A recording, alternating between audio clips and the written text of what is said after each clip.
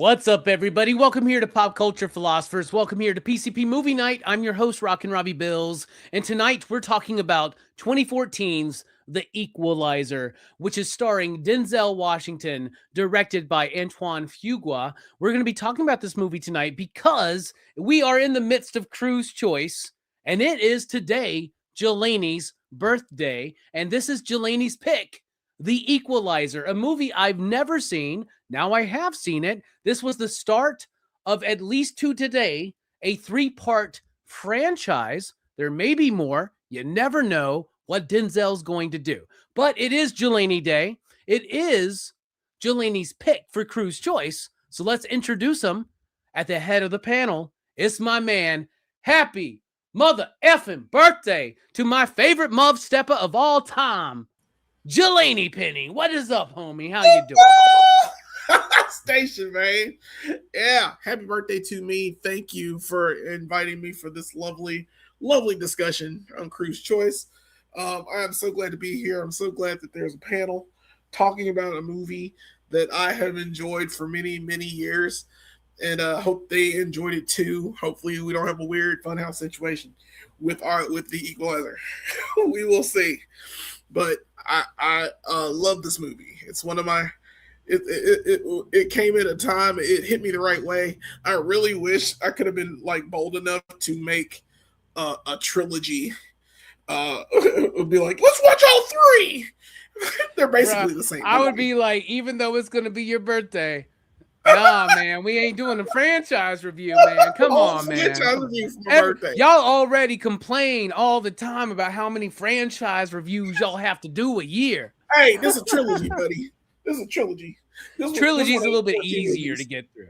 Yeah. No, man, I'm super excited, dude. I've never seen this movie, and so this was a great excuse to watch it and a great opportunity to hang out with you on your birthday, on Jelani Penny Day, man. I'm super excited for that. We got some homies joining us, including Matt from Heroes for Hire. He's been a new homie of ours, so this is his first birthday celebration with Jelani. Matt, thank you so much for being here. I'm honored to be here for Jelani's birthday. Happy birthday, Jelani.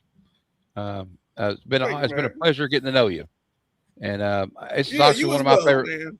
It's one of my favorite movies as well. Denzel Washington, probably one of my top 5 favorite actors of all time. Heck yeah. All right. The next guest is somebody Jelani knows very well. In fact, me and this guy, when we first met, we were like besties, and we were also best villains. We were kind of like Dr. Doom and Reed Richards. But I feel like over time, you've become more of his Dr. Doom, Jelani. But let's bring him in. The man, the myth, the legend, Brooks here for Jelani Day. What's up, man? What's up? It just feels like, I'm not transitioning to Jelani. I'm just kind of like, I'm giving a little more attention than I used to. I'm kind of splitting between you guys now. Yeah. It's like, you start thinking about red cars. You see red cars all the time. It's because you've trained your subconscious to pay attention to them. Exactly. Right? Exactly. Yeah. You're so smart. Yeah. In fact, this is how this homie has wound up on the show. Honestly, I had no idea who the hell this guy was. And somehow he just kept willing it to happen. I guess he put it out in the universe enough. And now, Metal Elf Collectibles, it's Chad. Chad is here as part of the crew. What's up, homie? How you doing? Hey, what's up, bottle caps? Except for Jelani. You are valuable, just because it's your birthday. Happy birthday. I'm honored to be here. No, I'm just kidding, man. I love you guys all. You're all valuable. It's all good. Thank you. Hell yeah, man. We're all happy to have you here too, man, especially since you're like part-time, and right now as we speak, Chad is at work air traffic controlling, right? So like if you hear that in the voice, that's what it is, man. Okay, no, I'm not air traffic. I work at Wendy's. Can I take your order? Okay, drive to the next window, please. Matt, let me tell you something, man. You don't sound like an air traffic controller. Chad does, and you, Matt, definitely. None of y'all sound like the drive-through person at a Wendy's, because I can't understand that shit. Oh my goodness, I was somewhere recently. There was a drive-through, and it was an automated. I think it was a Taco Bell. It was an automated fucking like AI voice or some shit, dude. Yeah. And I was like, this was way better than talking to the asshat usually working at 1:30 a.m. at Taco Bell. Speaking of the asshat working at Taco Bell at 1:30 a.m. or lost in the drive-through. It's Stu. What's up? Stu. We're still losing people for their microphones, huh? That's yeah. Yeah, that's what I do, man. I shoot people for their microphones, man. You know what, though? Everybody else sounds great right now. Chad, though, you'll sound great next time. You know what I'm saying? He's going to pay attention to it. He's going to pay attention. Chad, I'm just joking. You sound great. Stu, great to see you. Good. How Great you doing, to be man? here. It's an honor. Happy birthday, Jelani. I hope you you remember the first time we were on a show together and I called you Jelani? I don't know if you Yes, and I was angry for 3 days. I think I may have done that too. I'm sorry. And then It's fine, man. It's the common term for it. Yes, it's the common way to say it. Also, I hope you listen to a great album when we get off stream tonight, man. But it's great to be here with you, brother. Yeah, Heck yeah. All right. We are all here for Jelani. And in an attempt to make me nicer tonight, let's all throw our cups up for Jelani. You out there in the chat, say happy birthday. You out here. I got some tequila. What you got, Jelani? You got some Jameson?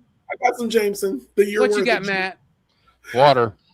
What you got, Brooks? Water. Natural light. Natty light.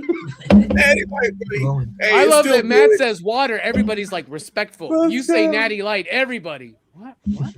Chad, what you Don't got? judge me. I got some herbal tea, man. Herbal tea. Stu, what you got? Some IPA. Hell yeah, everybody. Throw it up to Cheers. Jelani. Cheers, Jelani. Cheers. Yes. But I may or may not have had an edible, so I'm already good. Hell yeah, brother.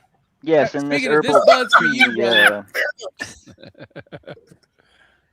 That bud is for you. All right, we're talking about The Equalizer from 2014. This is a movie I've never seen, but I watched it for the first time. I've heard about it. There's been 3 of these bitches out there, right? Like, there's 3 of them.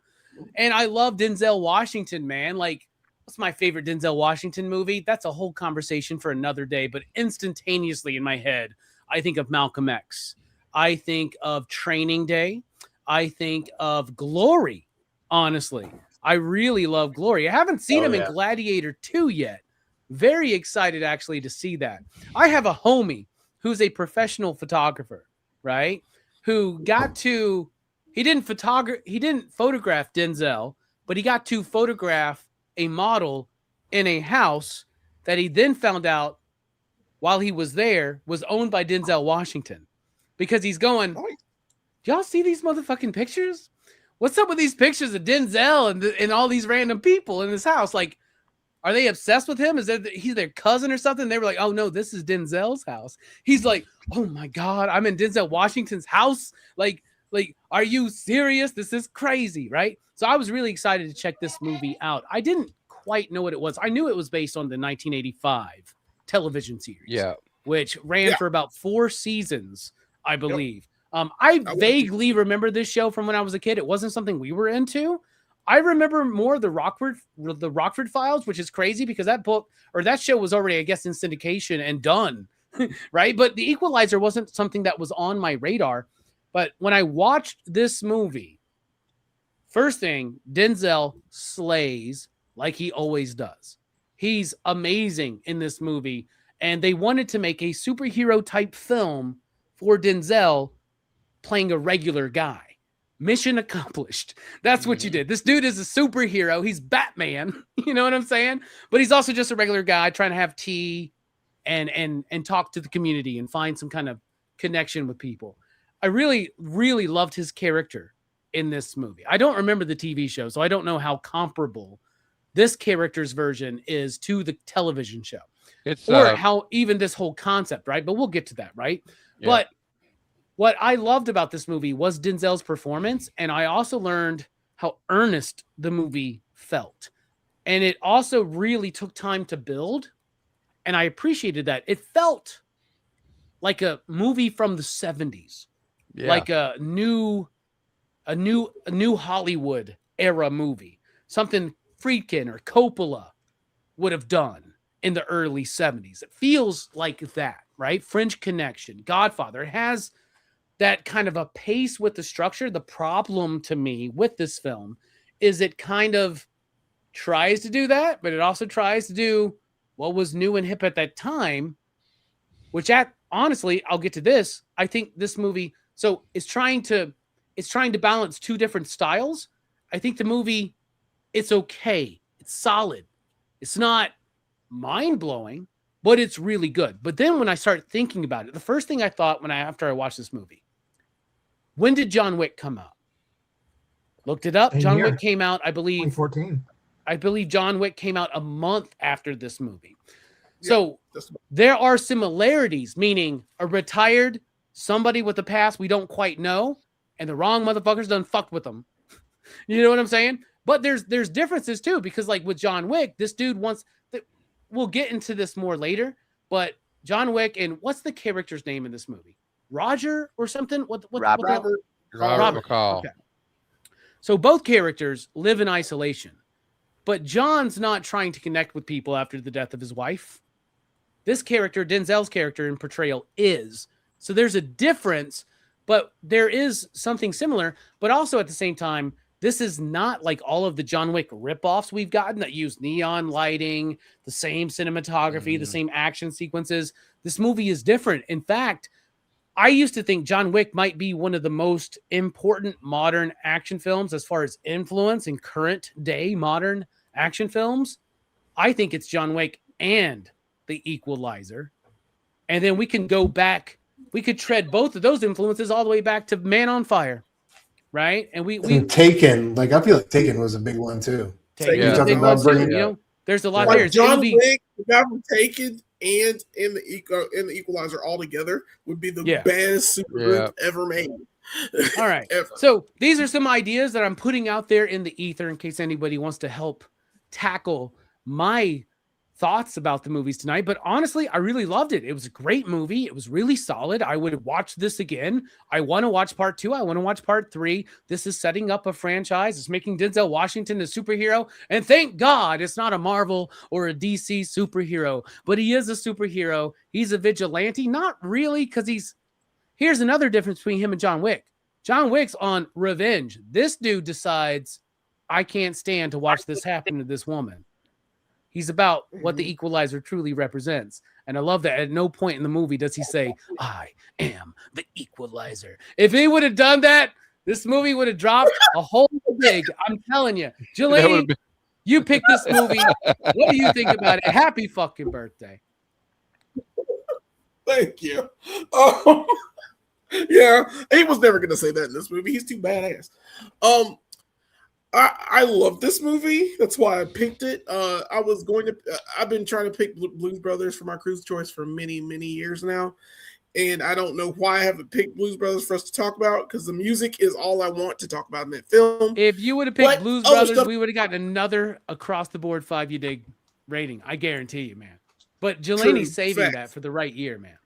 Oh my God. Yeah, I don't know what it is, but it's gonna be wild when I do it. But the Equalizer, god dang it. I just wanted an action movie. I wanted a pure action film with tones in it. The Equalizer, when Denzel plays Equalizer, he reminds me of my dad. It's what if my dad was a crazy like Marine CIA agent that retired and just became a regular dude. And he's got so many just dadisms in him. And the fact that they set it up so calmly that he's a regular guy, and then you start to find out there's something deeper, because even his coworkers are like, they're guessing who he is. They're like, man, you a pimp. You are this, you are that. And like he's still hiding it, but he still has that wherewithal. And then when you finally see him like go off, and then this movie just takes off after that, it's one of the films that I wasn't expecting it to be good, but then I was shocked how good it was. Like, and I didn't watch it in the theater. This was a period of time where I wasn't just going to the theater for just anything. I was just like, Marvel movies, whatever. They're good. Yeah, 2013, Jelani's there for Marvel movies, and he's there to go watch the newest Zack Snyder movie so we can complain about it. Well, or be forced to watch it because they were trash. And I was correct. And by the way, Ben Affleck was a terrible Batman. So, that being said, The Equalizer is awesome. I love it. I hope you guys loved it. It's paced well. I like the characters. I like certain aspects of what he is and how practical he is, because he's not just someone that just uses a gun and just does it. Now he does, especially in the other movies, but he's intelligent. He reads the room and utilizes the tools that are at his disposal to take you out. And it's so impressive to me that he's like this, because I watched the TV show when I was a kid. I don't remember a damn thing about it. I remember Edward Woodard, and I remember the music, the theme song, and he was standing beside his car. Funny. What was that movie we were talking about where fucking what's his name? Rob Reiner was all complaining because somebody called him during the Equalizer. We just covered it. What movie was that? Yeah, it was just this is Spinal Tap. No, it wasn't. Well, no, it was Wolf of Wall Street. Oh yeah, Wolf of Wall Street. Like I was like, this is so funny because it was the last week. So I was like, oh, this is hilarious. The next movie we're talking about is the Equalizer. Yep. Like we have these unintentional connections on PCP Movie Night. Yep. Man. It's really great. It works. This is a magical place to be, Jelani. So you like this film, man? So you Oh, watched it after? You didn't watch it in the theaters. You watched it after fact, but you like it, and you've watched the entire franchise. I've watched the entire franchise, and basically it's the same movie all three times. It's just better twists and cooler murder. And Pedro Pascal's in the second one, and the third one is just random Italian goons. Okay, and I've heard that Pedro is really good in part 2. It's excellent. It's like members of his own old unit that he's going against. Oh, like so they start diving into the past and shit, right? Bro, and then they got a finale showdown on the hurricane. So when does he get the bulletproof fucking fancy ass suit? Oh, dude, it's got a badass scene where he's talking. He finds out that guy's bad, right? And he's like, "It's a shame that I can only kill you once." Damn, dude. Maybe we should have done the franchise review with the you gotta bring yeah. There's no way I could fit it in this week, but man, that maybe that's something we should put on the table, on the back burner for the future going in. So this is directed by Antoine Fuqua, who Denzel worked with on Training Day. This guy also did The Replacement Killers, y'all. So I said, let's look into this guy's filmography a little bit, right? Replacement Killers. Y'all remember that movie Bait? He did that.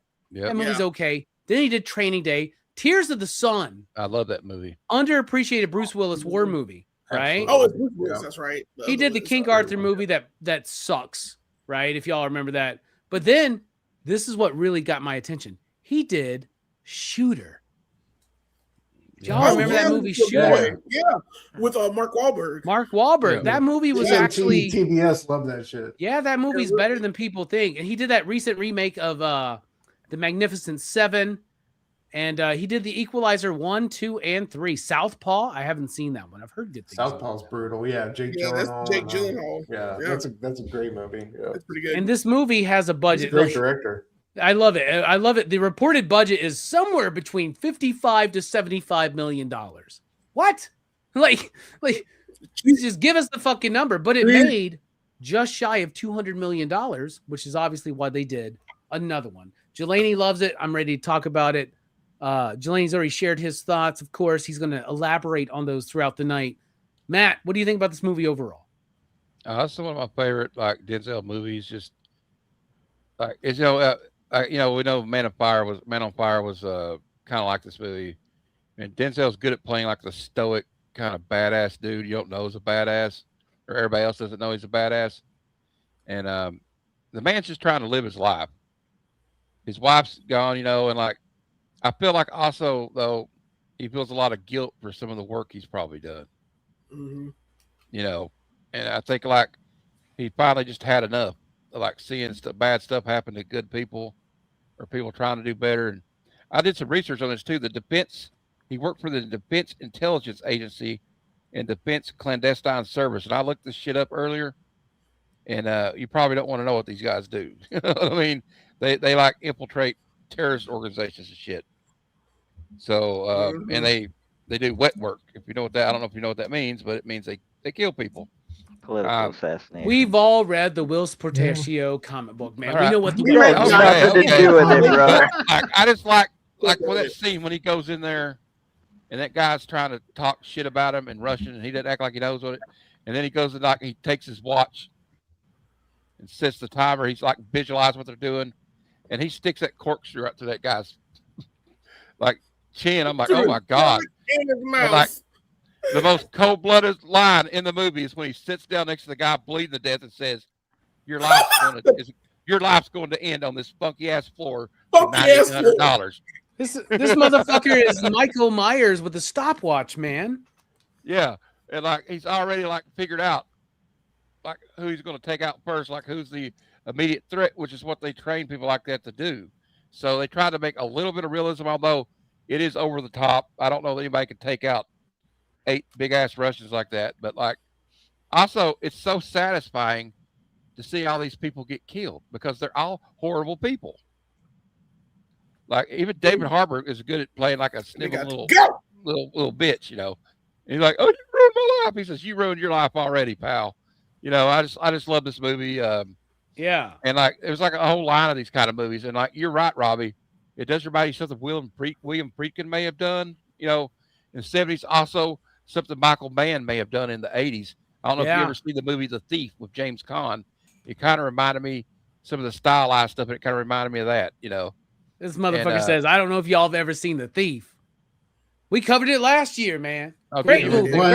Great movie. Willie Nelson's in it. Yeah, that's Michael Mann, like really great. That was his first film, right? Thief. I think it was. Yeah, it was. Yeah.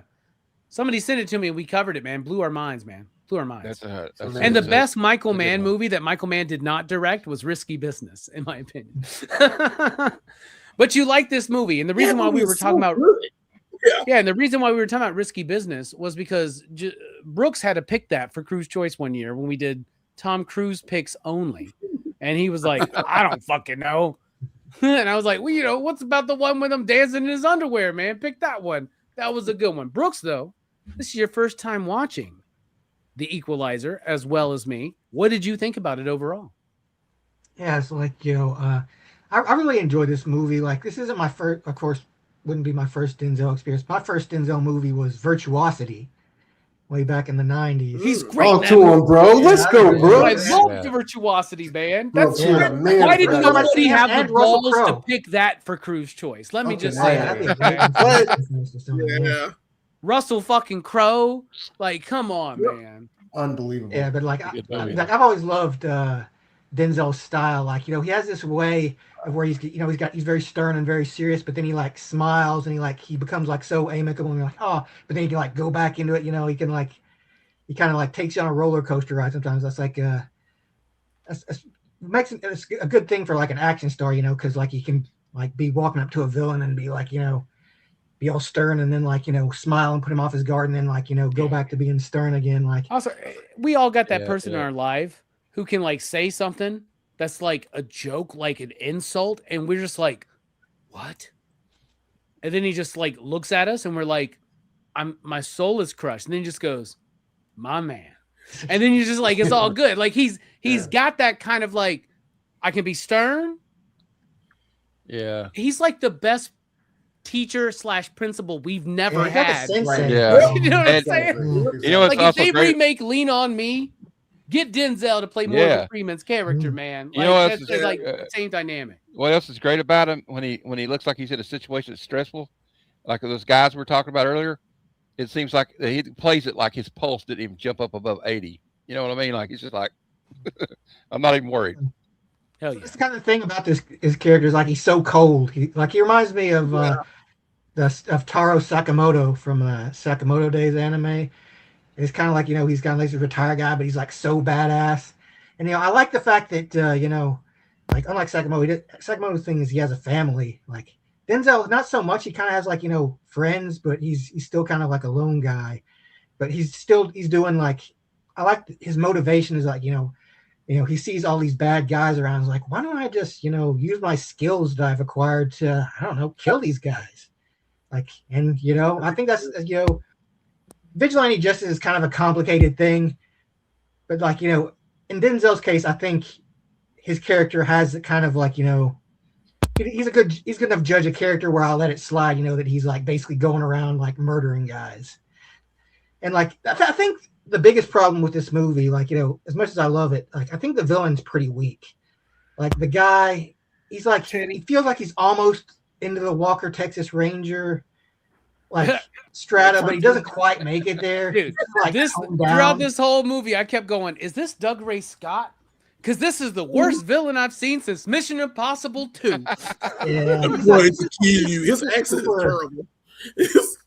He's like, he's a badass, but like, he's a very bland badass. Like, I think Denzel deserved better, but like, I do love how his, like, the creativity. He's like he's almost a Kevin McAllister in a way, where he's got like booby traps set up, and dude, the third act of this movie is Home Alone. Yeah, it's Rambo Last Blood in a Home Depot. Yeah. The guy that plays the bad guy, Nikolai. That's the same guy from Triple X, if you remember, Vin Diesel. And he's a New Zealand actor, but they always have him play like a Russian guy in his movies he's in. Yeah. With a terrible accent. It's terrible. Yeah, I don't get it. I guess he looks Eastern European to them, I guess, when they cast him. Oh, anyway, no, I take the accent. So, Brooks, you're saying that you like it, but there's some faults? Is that what you're saying? I thought it was a pretty solid movie, like you said, but it does have its slight shortcomings, I think. Okay. All right. Speaking of shortcomings, Chad, what do you think about this movie? First time watch for you as well. Great segue. Thank you. Yeah, first time. I really liked it, man. I didn't know there was a TV show other than what the Queen Latifah one, the recent one. So I didn't know there was that's a spin one. out of like that. Queen Latifah show's a spin off of this movie series, right? Isn't it? Mm-hmm. I think so. Yeah, that's why I thought. Okay. Is she in part 2 or 3 or some shit? No. Wait, then how's it a spin-off? I think it was. I didn't even know that was a thing. It's always Robert Bacall in a different location doing different shit. This is Roberta Bacall. Is that what's going on in this shit? Like it's probably spun out of this because they were like, well, we made all this money off these movies. The first guy wasn't like American anyway. He was like British, I think. The guy, the original series. Yeah. Huh. All right. Yeah. Sorry, Chad. Go ahead. I'm sorry. You introduce you always take us off track when you mention Queen Latifah. No matter it doesn't matter the movie review. If you mention Queen Latifah, she has that effect. Yeah. All of a sudden it'd be like Set It Off is way better than people realize it is. Win 91. Also, what was that fucking sitcom she was on? Living Single. Living Single. Oh my god. Yeah. Single. Like I'm gonna be serious. Hot take. Living Single is different world. Living Single is better than Martin. Oh, I agree. Ooh, I don't know if I'm ready to say that, but they're like, can we celebrate them both? We should. When we going to do those television franchise reviews, man? We're just going to watch the all 5 seasons of Martin or whatever the hell it is. However long Living Single went. Shit. Oh my god. Let's do it. Boy Meets World, man. Let's start off there, man. Who knows? Perfect Strangers. That's the one we should start with. Anyway, Chad, go ahead. What do you think about Perfect Strangers? What do you think about A Different World? What do you think about Set It Off? And what do you think about Living Single? And this movie. Go ahead. Okay, that's way too much, so I'll just go with this. I really liked it. Yeah, it wasn't really on my radar. Just by the title alone and the thumbnail or whatever of the movie, I never got around to watching it, but I'm glad I did. I had a lot of fun with the movie. I thought visually it was pretty cool. The creativity of the kills was cool. I thought all the actors, the performances were pretty solid. I'm a big fan of Denzel Washington, even personally. And I have to say that's very few actors that I can say I've watched interviews with and I actually respect afterwards. I was about to be like, you just said I like him personally. I was like, tell us the story. How did you meet Denzel? Like what? Like, well, we were in this Boy Scout camp together. We were in a fucking roller coaster line at Six Flags in fucking LA. We were put club together. Yeah. We were in a sweat lodge together in Arizona. That shit can couldn't happen. Get away. Man. You don't know. You don't know. Yeah. I had a lot of fun. Yeah, I don't think it's a perfect movie, but I really enjoyed it. I'm gonna watch it again for sure. And I'm looking forward to watching the sequels. Like I was ready to dive into that if I hadn't have been so busy. So that shows you something, and I'm still thinking about it. Like I'm still thinking about it a day later, going through things. So yeah. Hell yeah, man. Dude, that's awesome, man. First time watch. You want to watch the sequel. Brooks, do you want to watch the sequel? Yeah, I definitely watched the sequels this movie. Yeah. Yeah, me too. So it got the job done, kicking off a franchise. Stu, you are familiar with this kickoff of a franchise. What do you think about the Equalizer overall? Yeah, it's incredible. I mean, the movie that made Denzel an action star. It's great to see him in this role, being physical, being a badass. Yeah, I love the whole nature of it. The way they set him up as a guy you could empathize with, a guy who wanted to see other people win and help other people, and then like the brutality and the violence kind of creeps up on you. Once we get to that first scene, and from there it's kind of mayhem. But yeah, all the way to the end. Some of it's a little bit hokey, but especially in the Home Depot. But like regardless, I still love everything that he incorporates in that showdown. I love the performances we got. Chloe Grace Moretz. I thought Homeboy as Nikolai really brought it. He's just great in that role, and this one I think was like uniquely suited to him. And I thought it was a great directing job by Fuqua. Like the cinematography was incredible. Like even in some of the slow moments, the way the camera moved around kept your attention. It was great, and I just love the way we really buy into his character, the OCD-ness of like the way the stopwatch is like a competition with himself. He doesn't really need it, like necessarily. It's so incredible. So I love this performance clearly enough to build on the franchise and like eventually give us a trilogy. And I dare say, round 2 is just as much fun, if not better. So yeah, right. It's awesome to see Denzel in this role and to get to have this chance and really succeed at it. We're not ready to really get into the technical stuff yet. We'll get to it, but you mentioned the cinematography. Mauro Fiore, who did Avatar, right?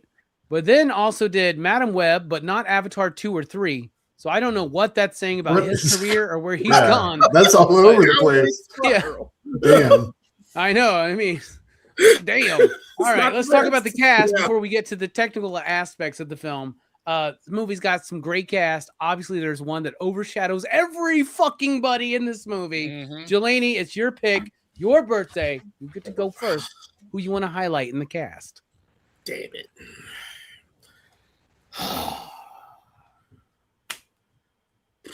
I'm trying to be nice, so I'm not picking Denzel. I'm going to be bro. nice. It's Jelani Penny Day. You don't have to be nice, birthday, man. Take it, bro. Yeah. Make one of us have to talk about that half-assed villain, man. Make one of us have to talk about him. You know what I'm saying? Right.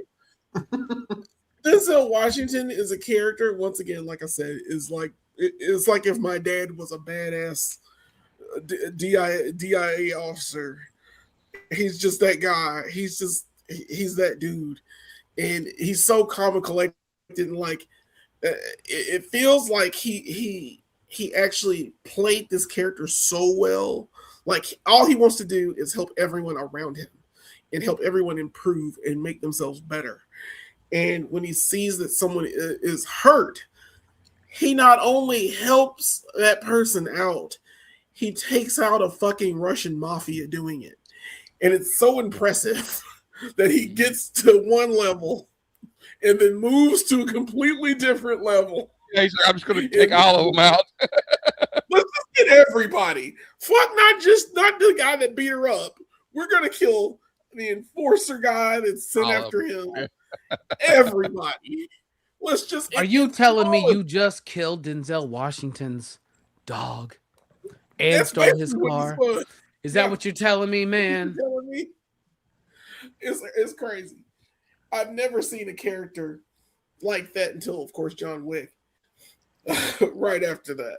And I did watch John Wick in the theater because I wasn't expecting that to be awesome. But his movies got to be oddly repetitive too, especially 4. We should talk about this.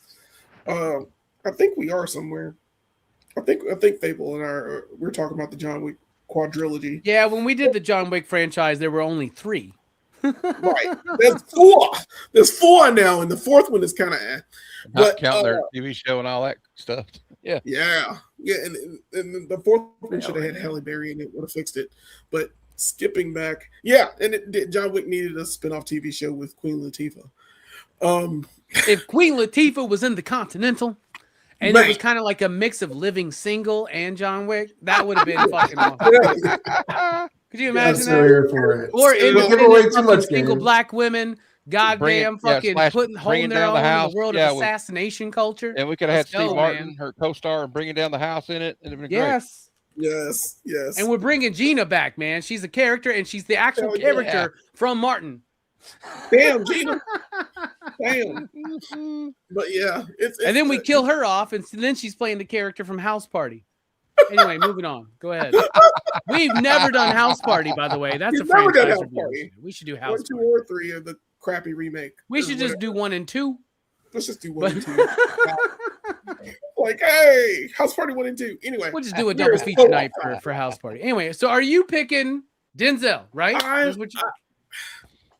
We can all talk about this. It's my birthday, so everybody say something nice about Denzel while you have your pick. I think we already can, man. What you got? Yeah, he's fucking fire. He's fire in the movie. He is the Equalizer. He's a man on fire, bro. He's a man on fire. I wish you had more time. Denzel's just that dude, and I'm impressed by his performance in this. I love how he's just an everyman who turns into a badass. It's kind of like the other movie that came out a while back. Not Normal. Was it Normal? With Bob Odenkirk? Yeah. Or something like that. Nobody. Nobody, because There's nobody and Normal, I think. Yep. We'll be talking about Normal at some point soon in this family of channels. We can't really talk about it yet. I almost spilled the beans, Chad. I'm sorry. Almost. There was spilling beans. But yeah, Denzel's the shit in this movie. I would talk about more things in this movie with him in it, doing all the things that he does. But I want other people to talk about him too, as long as with their pick. Hell yeah. It's your birthday. That's how we're going to do it. And that's a great pick. And I'm glad you picked this movie because I don't think we've done a Denzel Washington movie on this channel. Wow. No, out of all these years, 5+ years of doing the live version of PCP Movie Night, and I don't think we've ever done a Denzel Washington movie. So, Matt, your brief thoughts on Denzel in this movie, and then another performance you want to highlight. Well, as usual, Denzel in this movie, like in every other movie he's in, even though I saw somebody in the chat say it, even if it's it's a subpar movie, his part's always good. He's like Gene Hackman. He's just solid. Yes. Like if I see Gene Hackman in a movie, I'm like, yeah, it's going to be good. Or at least he's going to be good in it. You know, I would say the thing about Ed Harris too, but with Denzel, yeah, he's just got this cool demeanor. He plays it cool. I think maybe he was borrowing a little bit from Book of Eli, you know, a little bit too, because he played a badass before, you know, Creasy, he played Creasy Bear and Man on Fire. But yeah, this and like he's just so calm. Like no matter what the situation is, nobody really, you never see him get really angry at somebody, like furious, like. But like what I love about and that thing is kind of like almost like the Terminator. Like, how do you stop this guy? These guys that are the killers of men. You know what I'm saying? These guys are not wussies, and they're scared of him at the end of it. I love it. I just love the, I don't know. It's just like, he's kind of, I don't know. Like I said earlier, he's stoic in it. Sometimes he's a man of few words in the movie, but like what shows, credits him as what a great actor he is he can get his point across about a lot of words. He doesn't have to have like a lot of like, I call it Kevin Smith dialogue or Tarantino dialogue, where it's like 3 pages of dialogue for, you know, some Chris Claremont bullshit is what you're saying. Yeah, well, yeah. I mean, I love Claremont. Sometimes Claremont gets a little bit wordy. But that's so like I just like that, like because it just shows you like a lot of people don't realize that it's not about how you deliver dialogue. It's the way you carry yourself when you're in a scene. And a big part of his performance actually is working with the writer and telling the writer, The writer says in the bonus features on the Blu-ray, there's like a making of shit that I watched on YouTube, and the writer was like, dude, it was like a writing course because Denzel goes, I don't need to say this, I can show that. I don't need to say this, I can show that. And so he kept cutting it down, and that's one of the things that brings about that stoic nature in the character. And once again, in comparison with John Wick, both very stoic characters, both very, very different characters, very different takeoffs from your typical stoic action movie character. They're all different. Personality still infuses what Denzel's doing in this movie. I love what you're saying. What's another pick you got? I'm going to go with the actress Melissa Leo. She plays Susan Plummer. Hell yeah. McCall's old friend that he worked with. Oh, yeah. Okay. And I just like her because she's a good friend. She's like, she comes to her, she could have been like, I can't help you. You got yourself in some shit now. But no, she's just like ride or die. She's like, all right, I'll let you know what's going on. Tells him what's going on, what needs to be done, like who these people are. And so she kind of like his I guess she's kind of like his M, I guess, like James Bond's M, I guess, or something like that. And like what I like about it is because like I like to think I could be a friend like that, like, and I like friends like that, or like you come over and go, hey, help me get rid of this body. You know, they're like, okay, let me go get a shovel. You know what I'm saying? That's a ride or die. I love, Matt, you spotlighting that, man. It's like good people have good friends. Yeah. That's why everybody here on this panel right now needs to take a look around and then take a look inside deep. Be like, who are we deep inside? Should we be better people?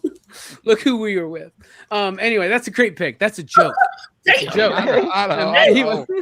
I've been around long enough. I've been around you long enough to know. I'll take that. You're joking. That's a joke, man. I was talking about me too. I'm a bad person, man. I'm like, if I'm your friend, y'all, you may be like, look inside and be like, maybe next time be like, Rockin' Robbie, maybe I don't want to fuck with PCP movie night, man. Maybe after anyway, my life. You're worth it, dude. Calm down. The only reason why nobody would want to fuck around with PCP movie night, it's Brooks, obviously, this negative motherfucker down there. So Brooks, why don't you tell us briefly what you think about Denzel for Jelani's benefit, and also highlight another performance. Yeah, like, you know, I love Denzel's character in this movie. Like I said, you know, he's kind of like, you know, he does remind me of like of the Sakamoto in a way, but like, you know, it's different because he seems to be kind of like withdrawn at first, but like, you know, he's reaching out at the same time. Like, you know, he's forming a community and he's starting to like, you know, he's finding something worth fighting for again, I guess. And that's kind of what sets the whole thing off. So like one of my favorite characters, aside from Denzel, of course, was his buddy who works with him, who was trying to pass a security guard test.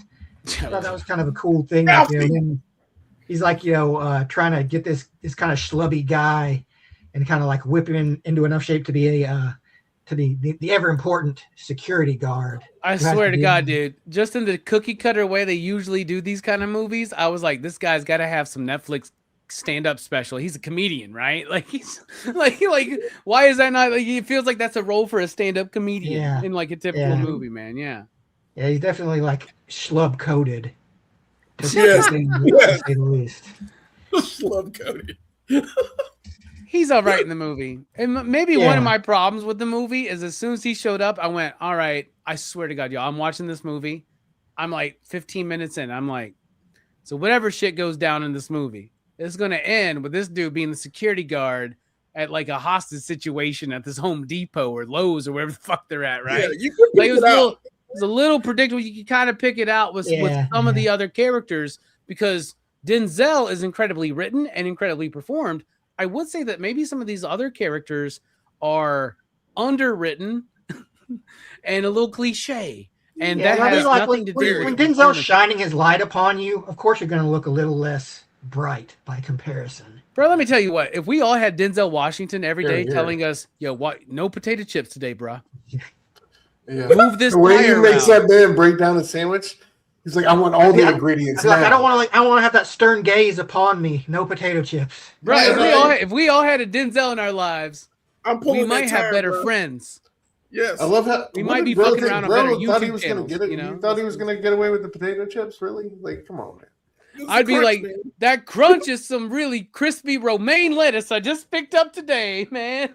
Some good shit. Slap that shit out of your hands, bro. Dude, I love crunch, man. You can replicate that, man. Cucumber, radish, man. Go for it. Slice it thin, pile it high, get that crunch in your sandwich and make it clean. Speaking of clean and crunchy, Chad is clean and crunchy Chad. I love that alliteration. That was the Holy Spirit. Anyway, Chad, what do you think about Denzel, and what do you also want to highlight performance-wise? Well, clean and crunchy. I mean, obviously, right? That sounds good, dude. That sounds like how you want to live life. Clean and crunchy, man. Clean and crunchy. I like that. Yeah. Denzel's performance was awesome. Yeah. The watch thing, to me, I wanted to, yeah, I'm going all over, man. The watch thing to me wasn't a competition. Like, it was about him plotting, basically. Like, that's his job. Like, he was meticulously plotting out to the second. Even when the guy's bleeding out, he knew how many heartbeats it was. He's OCD, right? That's kind of the bit you get, right? Really. He's got one fork, one plate, clean. One like spoon, one knife. Like he's very he's like not a great movie. It tries too hard, but pay it forward. The way Kevin Spacey is in that movie, like very rigid, very like, you know what I'm saying? He's like OCD. He's like got his own like little method and shit like that. It goes into his killing, right? And like not in like one of those silly ways of talking about OCD, like legitimately, like this dude is like detail oriented to a fucking T, right? They show that throughout his entire life. He's got like little patterns that when he sits down, he does this, he folds his napkin this way, puts his book right there, brings his cup right over. You know what I'm saying? Like all that shit, right? Like that's a real thing to show how particular he is about every little detail, dude. He's like Stanley Kubrick. If Stanley Kubrick was an assassin, he would be Denzel Washington in this movie, right? Mm-hmm. I mean, I can definitely see how it can be taken that way. I mean, for sure. And that can definitely be the case. But also you're talking about a service member, a special ops member. They have no need. They're on the move. They're there to kill. And like what disturbed me at the ending was it just for a second was that like Ralphie had been shot. And then he just kind of walked off. But then I remember he knew everyone was going to die, like down to the second. He was treating his own wounds. Like he probably knew that Ralphie was going to be okay. If he could run that far, and then I was like, okay, let it go, cool. No, you're a great point. So like maybe the idea of like his obsessive kind of compulsive ideas, they're not something that's like it was ingrained in him through that training. Because he has to be aware, like no wasted movement. Hyper aware. Like the way he kills somebody is the way he sets his fucking tea bag at his fucking dinner table. You know? Absolutely. I love that like bit where he hit it. He like was heating up the oil, and you thought he was going to use it on the enemy, splash on somebody's face, and then he uses it to like cauterize his wound, right? Like I thought that was super dope. Yeah, I thought it was going to be hot oil. He was going to throw it down the stairs. You know? Right. Super cool, the subversion of that. Yeah. And then I mean they do it really quick, but before he sets his watch, he's panning around the room really quick what he's going to use. Like he's planning this out. He's hyper aware, like to a degree that we can't even fucking fathom. He's trained to. And his stoicism, carrying and all of it. It's just solid performance. It's like the training ingrains every part of his life, and it even leads you to the subtextual idea that there were issues with him and his wife before anything that caused the divorce. Like because here's a question I got to ask real quick. Sorry to interrupt again, but if I'm drinking, the PCP movie night runs a little bit longer. I'm just going to tell you all that. I've learned that, man. It's a lesson I've learned. I'm okay with it at this point. I'm drinking tonight. But so anyway, I want to know, like, is his wife actually dead? Because isn't there a bit where they're like, your wife was like, you had a good funeral or something like that? Like, did his wife actually die? Is that something they elaborate on his Well, he had to fake his own death, so maybe he basically. Yeah, no, I think she's gone. She also faked his own death. Yeah. Okay, that's what I was confused about for a moment in this movie. I was like, because Bill Pullman or whatever has this line where he's like, Susan would have missed you, and at first you don't know who they're talking about. Like, yeah, because I think you learn it's like his friend from the government with the government contact or whatever. Like later on, well, like at first you're like, who are they talking about? It's interesting what Chad was saying about like how he's assessing threat levels and situations, because that's exactly what they do. I had a friend who served in Afghanistan and Iraq.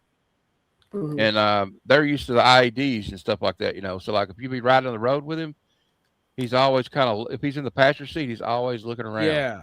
Scanning. Yeah, or like somebody like, with like anxiety, like in a like social anxiety in a PTSD, social situation, you see him like looking for exits and just making sure like, if they're safe and where people are. He definitely had PTSD. So like they think about stuff like that. Yeah, so like in this movie, so is the idea then that like his wife died but wanted him to change, and after the death of his wife is when he retires and fakes his death and like basically goes into hiding or something?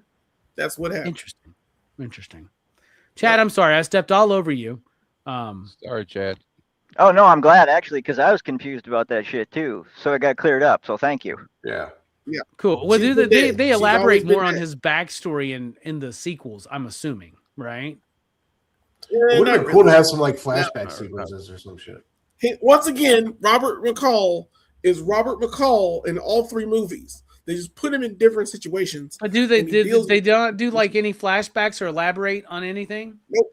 No, they keep it mysterious. Like, you know, like so it's kind of, I think it's cool that second movie not to spoil anything. Go ahead. I just say I think it's cool like that, because it's like with like in Jaws, like we don't see the shark a lot. Yeah. You got that mistake. That was only because the shark. That was only because the shark. I know, but Denzel Washington works in this movie, man. But I'm talking about like the same thing with Michael Myers. Like you kind of see him in the shadows a lot. Like they don't want you knowing everything about him. It makes him scarier. I think. Right. Dude, that's why I'm telling y'all, when they really want to do a Punisher movie for real, Punisher's not the main character. He's the Michael Myers of the movie. Right? Ooh, that's what you should do for the Punisher. Yeah. All right, Chad, what's another performance you want to highlight? Well, first, this isn't my favorite Denzel role. That would be American Gangster. Love that movie. Yeah, Frank Lucas. And if you want to read a book without pictures, there's a book called China White, written by a retired CIA person that wrote a fictional historical, basically backs up American Gangster. Like this shit happened, and this was written back in like the late 70s, early 80s. So I don't know if they combine that with, anyways, cool shit.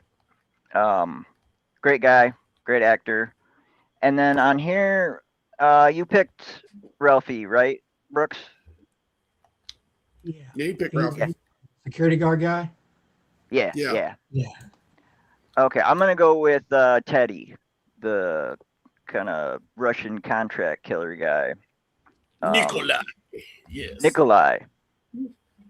Well, he is Teddy though, but yes. Tevi. You mean Tevi? Sure, Tevi. I thought it was Teddy. Oh, Teddy. Oh, Teddy's the main villain guy. Yeah. Teddy. I'm sorry. Or at least that's what IMDb says. Yeah, it's Teddy. It's Teddy. Okay. Yeah. Teddy. Like the dude was menacing, like cold. The way a sociopathic killer, I would think would have, someone who was traumatized and has no empathy for other humans, like it's just a job killing people, would act. Like he just acts like a pure badass.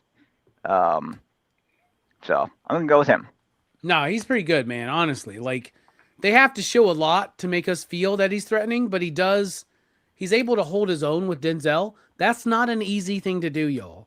Right? Yeah. It's not easy to be on screen with Denzel Washington. Imagine how you would feel if all you had to do was go, "Here's your invoice, sir," and hand a paper to Denzel Washington. We would all be fired. I would be like, what's his name in Wonder Man? Like, I don't think I'd be fired. Like, they'd be like, I'm sorry, we're going to go in a different direction with the guy that hands Denzel the receipt. I would look at the director and be like, I renounce my wish. I don't want to be in a movie with Denzel Washington. Stu, what do you think about Denzel, and what's another performance you want to highlight? Man, Denzel's incredible. Just love all the little things, right? Like the old man in the sea, reading that at a diner. What happened to your hand? I hit it on something stupid. Like so many great lines. I love that conversation with Nikolai when he goes back and talks about his childhood, right? And breaks him down. There's just like so many brilliant scenes like that. So yeah, he just brings that stone cold awareness. I love the premeditation. Just such a badass character, man. I just kind of like love that he's this lone wolf off the grid. He can be found and kind of tracked down, but does that really matter? Him in a room like room versus 20, it doesn't matter. So it's incredible. I'm gonna shout out for my secondary performance, David Harbour in this fucking awful accent. You want to talk about an awful accent? Are you from Boston? Are you from New York? Where the fuck are you from? Dude, at first I thought this motherfucker was Russian, man, and I was like, no, that's supposed to be a Boston accent. I was all over the fucking place. I was like, we're Jesus. from Boston, Man, he's like Brad Pitt trying to be Italian in Inglourious Bastards, man. It's that bad. It was brutal, and he had some decent moments. I loved his desperation in the car scene and stuff like that. But like, whew, that accent took some work to stomach, man. I was like, bro, you're lucky to get Stranger Things, my G. Like, I hope this one wasn't in the highlight reel. Like, I would say Ben Affleck and Matt Damon, who are both from Boston, were watching it like, oh Jesus Christ. Yeah, that's why he did. That's why he wasn't cast in The Town. Exactly, or like any of those other movies. Yeah. Hell yeah, I love it whenever I watch anything before Stranger Things and I see David Harbour in it, and I'm like, yo. Yep. Yeah. Hell yeah, he's good in it, even though that's a bad fucking act. Like I remember every time, like there was a time I decided to rewatch The Newsroom at some point, and I was like, oh my god, I forgot David Harbour was in this. Like he's in so many things that we haven't seen, or that we have seen, but we forget that he's in them. And now that we know that he's now that he's iconic as oh shit, what's his fucking name in Stranger Things? Hey, I got a question. Is David Harbour's Boston accent worse than Keanu Reeves' English accent? Who? Hopper. Yeah. Jesus, hey, Robbie, is David Harbour's Boston accent in this film worse than Keanu Reeves' British accent in Bram Stoker's Dracula? No, nothing is worse. That's a special. Keanu Reeves. That's a special British accent. I say it's the castle. Whoa, Van Helsing, Dracula. I was in his castle, bruh.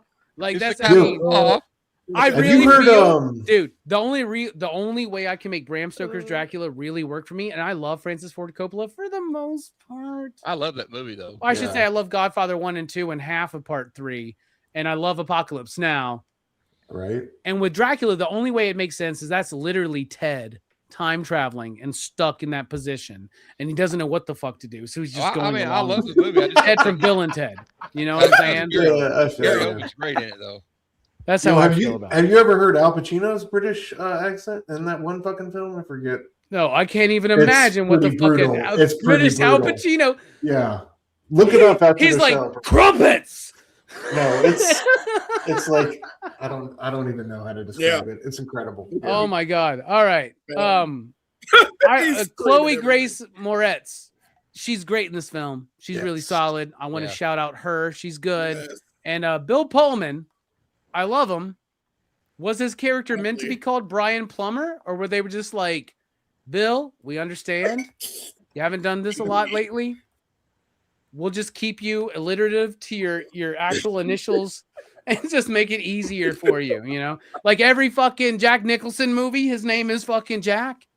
Why is the Joker named Jack Napier? Because he's his Jack in every fucking movie, man. I don't know, whatever. Were those was that scene even that necessary? Like the whole him going out there and getting permission or let's be honest, man. I just love seeing Brian Pullman, and part of the way I make this movie work is I feel like he was a former president was president during the alien invasion in 1996. And he led us. He's led us through the turmoil. He led us an hour. Independence Day. I do think that part was important though, because she helped him get intelligence on these people he was dealing with, and he got, that's what I think. All right, let's talk about vision and sound. Let's talk about the technical aspects of the film. We're talking about the writing. We're talking about the cinematography, the editing, the sound design, the score, anything technical you want to talk about. Now's the time to bring it up. Jelani, what do you think about the Equalizer, technically speaking? It's pretty basic. I like the cinematography in the movie. It really comes down to the third act and how everything is shot and placed in the Home Depot at the end. I know it's like a Home Mart, but it's Home Depot, and it's so cool. Like there are a few scenes. The first one to me is the one where he stabs that guy with the spear while he's looking at the trap of the guy that died by the barbed wire hanging. Dude, that's some Jason Voorhees shit, right? Man. Bro, it turns into it's like a horror movie. You just want Denzel to go. Yes. Like he just looks at He's him. looking at him. I'm like, oh my God, you sick man. It's so random. And like I just love that. I love the rain or the sprinkler system going down on his face. And it's dope, boom, dope, dope, boom. Yeah, and coming out. Boom, he's got the nail gun, boom, and that music is fire, boom, boom. Yeah. I'm like, hell yeah! And it's like that music is in all three movies, and I'm like, oh my God, this is just your theme. This is when you're like, I don't give a fuck. And I like how he stares down Teddy in the sprinkler system in the water. It shows his eyes. It shows Teddy's face as he's looking up and he's like, kill me. He's just like, put it in me. And it's like, all right. It's so good the way that's shot. I love the scene when he's threat assessing the room for the Russians at the very beginning.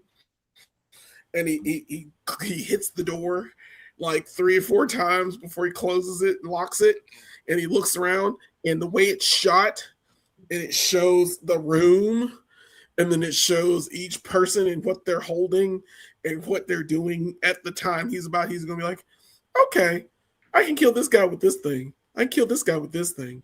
I can use his weapon against him and kill this guy, and I know who has the gun. I loved all the spots before it happened. It's so crisp how that's shot, and it's in every movie. It impresses me every movie how well it's done, and it's so nice. It's a tightly packed movie. It's in and out. It's an action film. It can drag in parts, but the dragging is the buildup to what is going to happen. Like, he's training Ralphie to be a security guard, and he's teaching him how to like lift heavy objects. He's like, you're gonna have to one day, you're gonna have to drag me and move me, or maybe you're gonna have to move something in the future that's heavy that you're gonna have to survive with. And then he has the fight with that kick-ass Russian with that mustache, and he's laying on him, and he throws him off, and he's like really fucked up. And Ralphie's right there, and he grabs him. I love that scene where he's being shot. The way he's shot, laying on the ground, and he reaches up and grabs his throat, and he's like, oh, it's me, Mr. McCall, and he drags him out. So it's like a cause and effect. It's the karma you put in, but what you get out. That's more of the thing I was going to get to, but it's what you put in that you get out. And I love how all of these scenes just they're slow builds, but there's a reason for them. And when you see them all the way through this film, I really appreciate them. I don't know why. Like at the end, when you're just there and Teddy's just fucking dead and he just walks away like nothing happened. Like you don't even know like what the aftermath of that was. There's not even an emotional resolve. That's what's badass about this character, right? It's just the job is done. clock out. Yep. Right? Yeah. And Dude, love what you said. it I love what you were saying. I agree with everything you say, including you said the pace drags a little bit. I think it is like, I think you kind of mentioned it a little bit. Act 3. Yeah. Act 3 is where it slows up too much. This movie is over 2 hours long. And it shouldn't be. This movie should be a little bit tighter. And it's that third act. And it's usually the third act is too rushed or brought on apart. It's usually the problem we have with third acts is usually set as a problem in Act 2, right? But Act 1 and 2 are great in this film. It's Act 3. It's like they have that build up. They want that pace of that 70s vibe, like we were talking about, like Friedkin, right? Yep. But then you lose it by also trying to be modern. And I honestly, there were times in this movie, Jelani, where I'm like, I swear to God, if we go into this motherfucker's eye one more time, I'm out, man. I'm just going to go to the bathroom and let the movie play for 5 fucking minutes, man. And then watch the badassery happen. But no, great points, man. I love what you're saying there. What do you think, technically speaking, Matt, about the film? I kind of like the way the music, like Johnny was saying, kind of kicks in when he's getting ready to do some Equalizer stuff, I guess you could say. But Antoine Fuqua is a very stylized kind of director, you know, action. Like if you watch Tears of the Sun or any of those movies, Training Day, it's the way you could tell. I can almost tell in his films, though, sometimes. But like another thing I do like about it was the scenes filmed at night, because sometimes some people don't have a good director of photography or something, because sometimes it's too damn dark. You know, you can't really see what's going on. I don't know if that's intentional sometimes, or sometimes you'll get the bad 60s movies where they film night in the daytime, which is really bad. But in this one, though, like everything's got that blue shine. Yeah, it's got this shine to it. It's weird. But no, it's really the cool night. And like Johnny's saying, with the rain scenes and the water. And there was a part where it does kind of drag. But I like the first of it, though, because it's kind of like building up to this moment where he's just getting ready to explode on these people, you know. And it kind of builds from there. And then, like, it does kind of drag a little bit there at the end until we get to the final scene in the Home Depot. And but yeah, it's got some of those classic action film tropes in it, though. Like Jenny was also talking about the security guard. He's like helping him out, and then him telling him all this stuff that comes back to help him later. You know, and but like, yeah, it's just I don't know. I enjoyed it. That's the only technical aspect I can think of, so I'll be brief. I know it's a shock, me being brief, but there you go.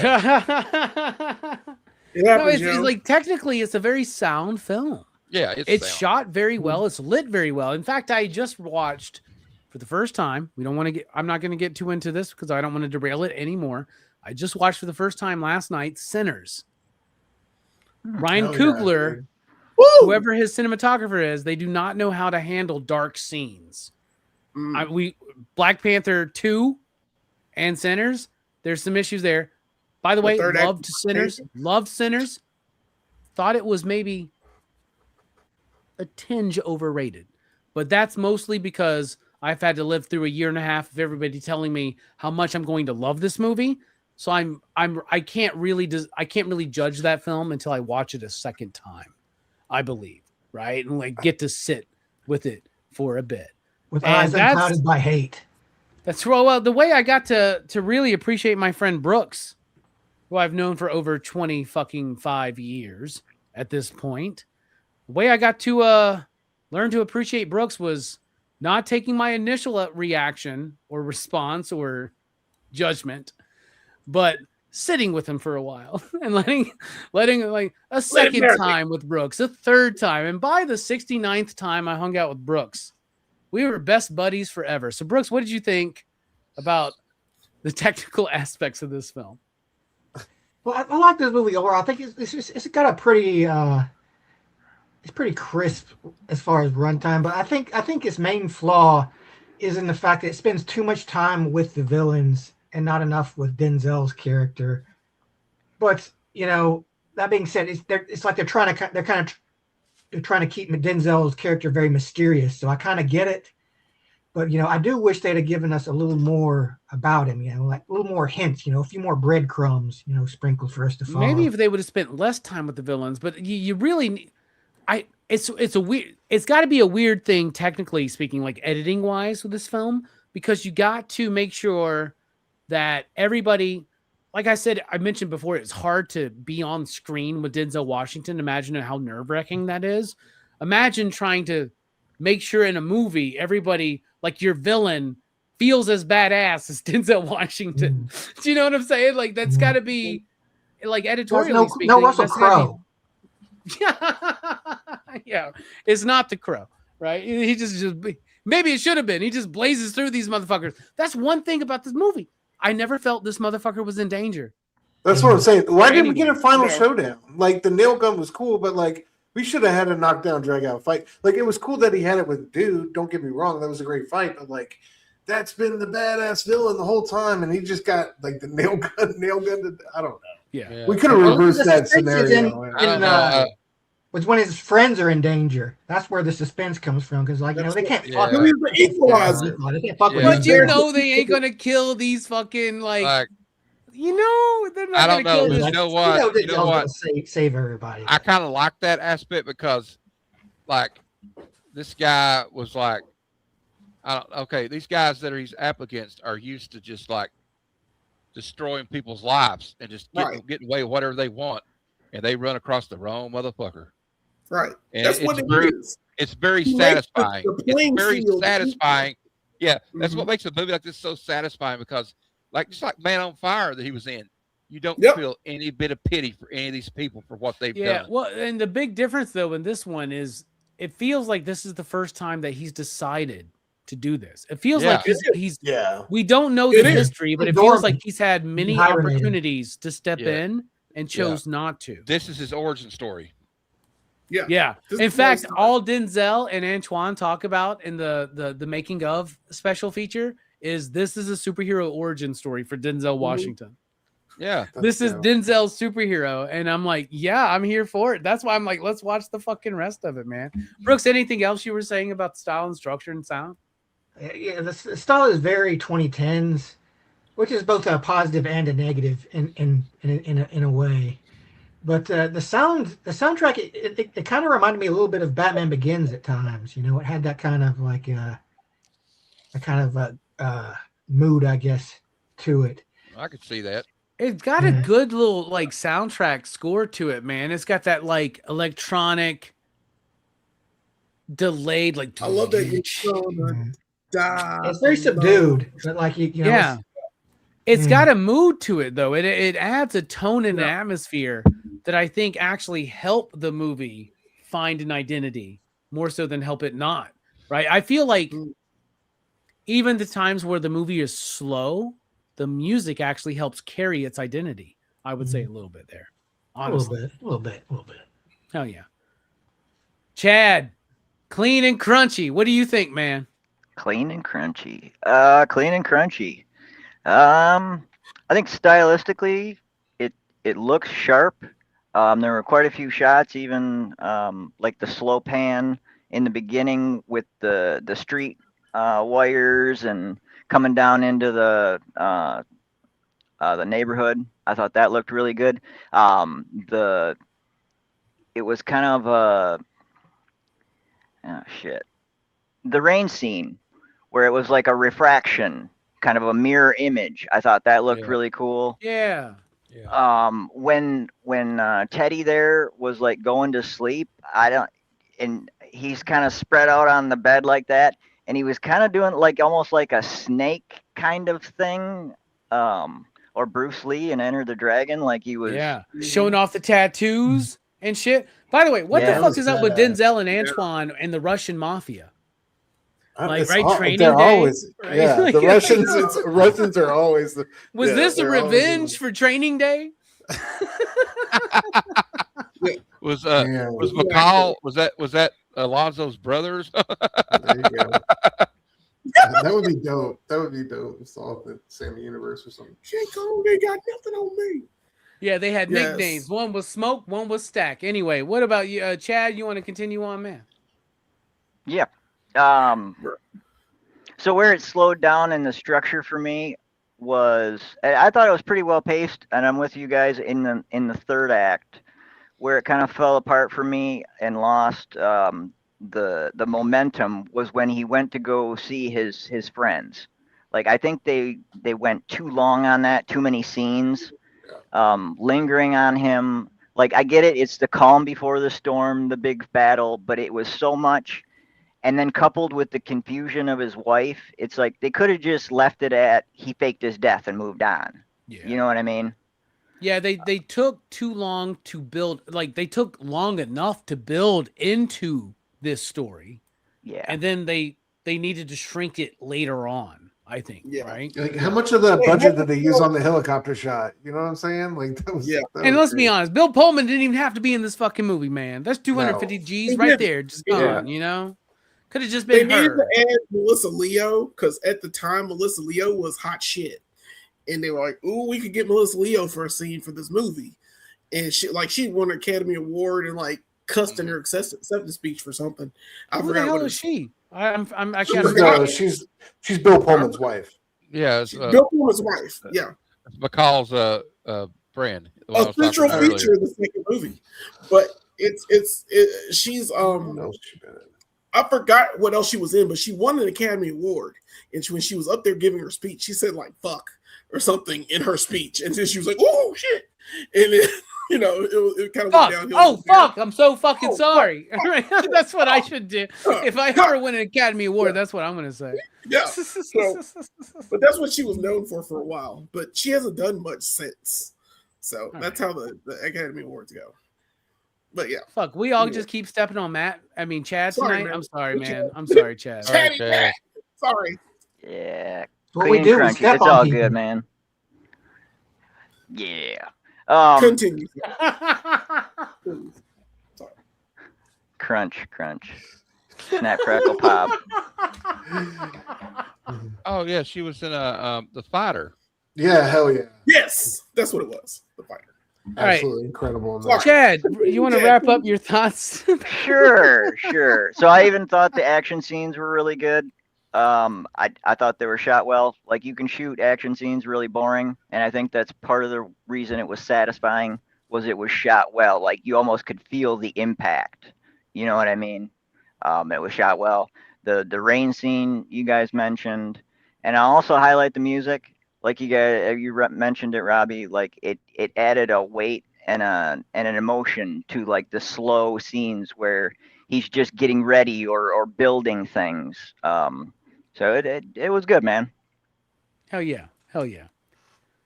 Stu, what do you think? Love the style of it. Love the style of a Fuqua film. Always here for it. Whatever he's doing. Gritty and real. Or We should do relatable in a Replacement lot of Killer ways. sometime, right? We should do Dude, Replacement Killer sometime. He's got a bunch of bangers. He's got a bunch of bangers. That's a But good I think one of my favorite payoffs front to back in the movie was the Gladys Knights of the Pip joint, right? With him like dancing. They and play then how the that fucking shit. song. Yes! I was Yes. like, let's go. That shit was fire. I was That's here for, perfect like- placement of a was. soundtrack song, right? It was. That was money well spent. You're Gonna Die Alone is still awesome to me. I love that song. Yeah. I wouldn't be surprised if Denzel was like, "How much does it cost to get this song? For sure. Deduct it from my salary." Because I He's like, I'm the one on the right. He's like, you don't even look like him. I love how it turned into a horror movie in that last sequence. All the set piece kills, like how he's getting creative, fucking around the store. That shit was awesome. So like it was cool to see him and his crazy brutality early on. My problem was it was a little bit too long, right? I think like the robbery scene was a botched opportunity. Like I don't know what really happened there, and that like whole bit with him grabbing the sledgehammer and then replacing it just didn't really hit. So they say that they wanted to like be like, it's like a horror movie. That's what they said. It's like a horror movie. It's like what you don't see is scarier. But I'm like, but you're about to get into it, so like they. And like, bro, he took that woman's ring. Like, I want to see that motherfucker go down. I know, but like, it wouldn't like as long as they took to like build this character, they could have like shaved some shit off from like visiting Bill Pullman and what's her name, right? Shave some shit there, and even in the Home Depot, Home Alone Depot. That's what Jeremy Johns calls it, right? And he's a Home Alone Depot, but like imagine like where you built up a little bit cool and like you could like before the shit happens with Chloe, right? That happens. So now we know, oh shit. You know what I'm saying? Like it's weirdly, it could be structured better, right? Just like slightly. It could just be slightly structured better. I think even the runtime it has, if that was moved sooner, like before he decides to avenge or defend, but then the whole point is, I don't know, because it almost undercuts something because he's not a vigilante. He doesn't go out and cause violence. He goes out and offers repentance to people. They cause the violence, right? Maybe we should have seen that with that scene before he goes after the Russian mobs to save Chloe's character. Yeah. Right. Well, he gave them all a choice, right? He gave them all a choice. Yeah, but we're led to believe that he doesn't, I guess, in that point, right? Like, and we're like, we don't know what happened there. And like, I don't know, maybe that could have, I don't know. The mallet thing, I thought that was actually kind of genius to me because he's using something and then he's got no trace of it, right? Like a lot of what he's using is just parts he salvaged. Like it's not traceable back to him in any way. Well, he uses what's in his environment. Yeah. Right? I guess that's the whole Home Alone ending. Yeah. But imagine, okay, but then imagine if we actually go and see him find that dude. He's holding the hammer. He goes, I'm going to give you a chance to make this right. Cut. Then we see him come in, hang up the hammer. He's got the bloody hand. I hit it on something stupid. Then we're enticed more. Right? I don't know. I think it could have been structured a little bit better. I kind of like the way of being like, you're kind of like, whoa, what the hell did he do to that guy? Yeah. No, I just felt like it was like they were trying to it was really like the security guard story, right? Like he kind of like botched the job. He felt bad about it. And like he wanted to have this redemptive arc. So it kind of felt like they were trying to do something with that, but it just felt like, I don't know. Like when he went out and we had that great shot of he went out of the store and there was like that great blinding light shot and then, he's tracking the car. I don't know. Honestly, that whole bit could have been cut out. I like the bit. That whole bit could have been cut out. That's 10 minutes out of the movie right there. I like the bit where he's fucking with those two dirty cops. I like that bit a little bit. He's kind of, I like that. I like to report a crime, officers. I mean, I think they're trying to set up the weight of why he's going to go back and save his coworkers because it's like a story of each one that's been kidnapped. Right. But again, it's not essential. Really? It's almost like, but it's like, is the point like, is this where he snaps and goes back to this, or has he been doing this shit the whole fucking time? Right? Is this been his life for 5 years? Like, I don't know. Okay, this is the first time because it feels like he comes out of hiding when he goes sees his friends and shit. Right. There's a part, and that's what they during the scene when the robbery happens, and he's going to go full ham. He's going to go ham on this motherfucker in this store in front of people. And he's going to do it. Like he's going to slam his head or do something to get that gun. He's going to do it right then. As he's about to do it, he sees kids walk in the store with their mom. Yeah. And he's like, I'm not going to do this. And it's kind of like a thing where he sees it. And he's like, fuck, I was going to go ham on this fool, but I can't. That's because their family. Yeah. You're right. There's he's so attentive to everything. He's so attentive, but he's he's calculated, but he's also calculated to do the right thing. Right. Right. Yeah. Right. And anything else, Stu? To the point where it goes to Chloe Grace Moretz. I'm sorry, Stu, but no, you're good. Moretz, when she's beat up. And he sees that like and he could have done something for these sucker-free suckers, but he didn't do it. And he was like, "Oh God, I could kick these fools' asses now and just be done with it." But he doesn't do it then, and then she actually gets her ass beat, and then he's like, "Oh hell no!" That's when he switches on. That's when it turns on and it goes straight to let's blow up the Russian mafia. So it's a pattern. He's restrained. I until he does it. I almost want to see more of him restraining before he finally unleashes. You know? Yeah. Well, he did, I just want to see a little. I don't know. I think there's just a way it could have made it like, because this is not John Wick. It's not about one thing that happens. It's about this should be about a sequence of things happening in his life that he's like always ignoring, always letting slide. And then one day he sees this woman with a black eye. No, we're done. Well, right? I think also there's like a guy that's coming out of his shell. Like he normally wouldn't have talked to a girl like Chloe played the movie. Yeah, but the thing is, I think he yearns for connection, because one of the differences between him and John Wick is after the tragedy, John Wick wants to. They both live an isolated life. John Wick doesn't go to a fucking diner, order hot water. Do you know what I'm saying? And like he's there because he doesn't want to be alone. Well, they also he does seek that connection. That's the difference. John Wick doesn't do what he does for the service of other people. That's why he's not a vigilante, right? Because it's not about vengeance or revenge. Well, this is about equalizing. I think also this man's probably seen some stuff. He knows how he's always there late at night because it's up 24 hours a day. He always can't sleep in the middle of the night, and he goes out there and reads. Yeah. So he's probably haunted by stuff like, and he's probably done stuff that like he's not happy he did or not proud of it. And now he's like, you know what? I got this certain set of skills now that I can. I know. I was there we go. Take there. Yeah. But I mean, he's been trained to kill, but like, I could actually do something with these skills to help people. You know? And like, I think it's like a switch flipped in him, and he's just like, fuck it. It is. I just wish I saw that tick, a little, you know, like the ticking clock. Yeah. I wish I would have seen that a little bit more. I think that scene in the robbery, the attempted robbery, or the robbery, I guess, that actually went through. I feel like we could have built whatever, you know.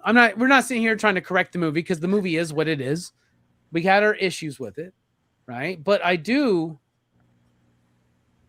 love what you were saying about like what's making him make this decision, right? Like where are we getting with? Because I think it leads into the theme, and there are multiple themes that we can pick throughout this movie. So Jelani, this is your movie. This movie obviously speaks to you in some kind of way for you to pick it for Cruise Choice, and not just your Cruise Choice pick, but a Cruise Choice pick on your birthday before you have officially picked Blues Brothers, which I know is your like personal favorite movie of all time. It's like the Jelani Citizen Kane. You know what I'm saying? So what does the Equalizer speak to you? As I was saying before, I see a lot of my dad in the Equalizer. It's someone who is holding back from something. But my dad I'll bring up my dad because, you know, he's my superhero. He's always been my superhero. He's the guy that like stood up and stood for what's right, and he's always right in his situations, except when he's trying to give money to homeless people. I gave this story before. I'm still mad at that shit. Dad, calm down. Not everybody needs your money for crack. It just bothers me. Anyway, but the whole thing is my dad is a very religious man. But at the same time, I also want to bring up karma, about how you do good for others and it comes back to you in some way. It always does, especially when Robert is teaching Ralphie to be a security guard and become a better person for his family and to do the right thing. And it comes back to help him and saves his life. It comes back. It's him equalizing the playing field. Chloe Grace Moretz is beaten within an inch of her life. She is on death's door, but she was nice to him in a diner when he wanted a connection. He found this connection, and the connection is broken, and he feels that he needs to right that, and he does in an epic way. And I think it's what you put in is what you get back.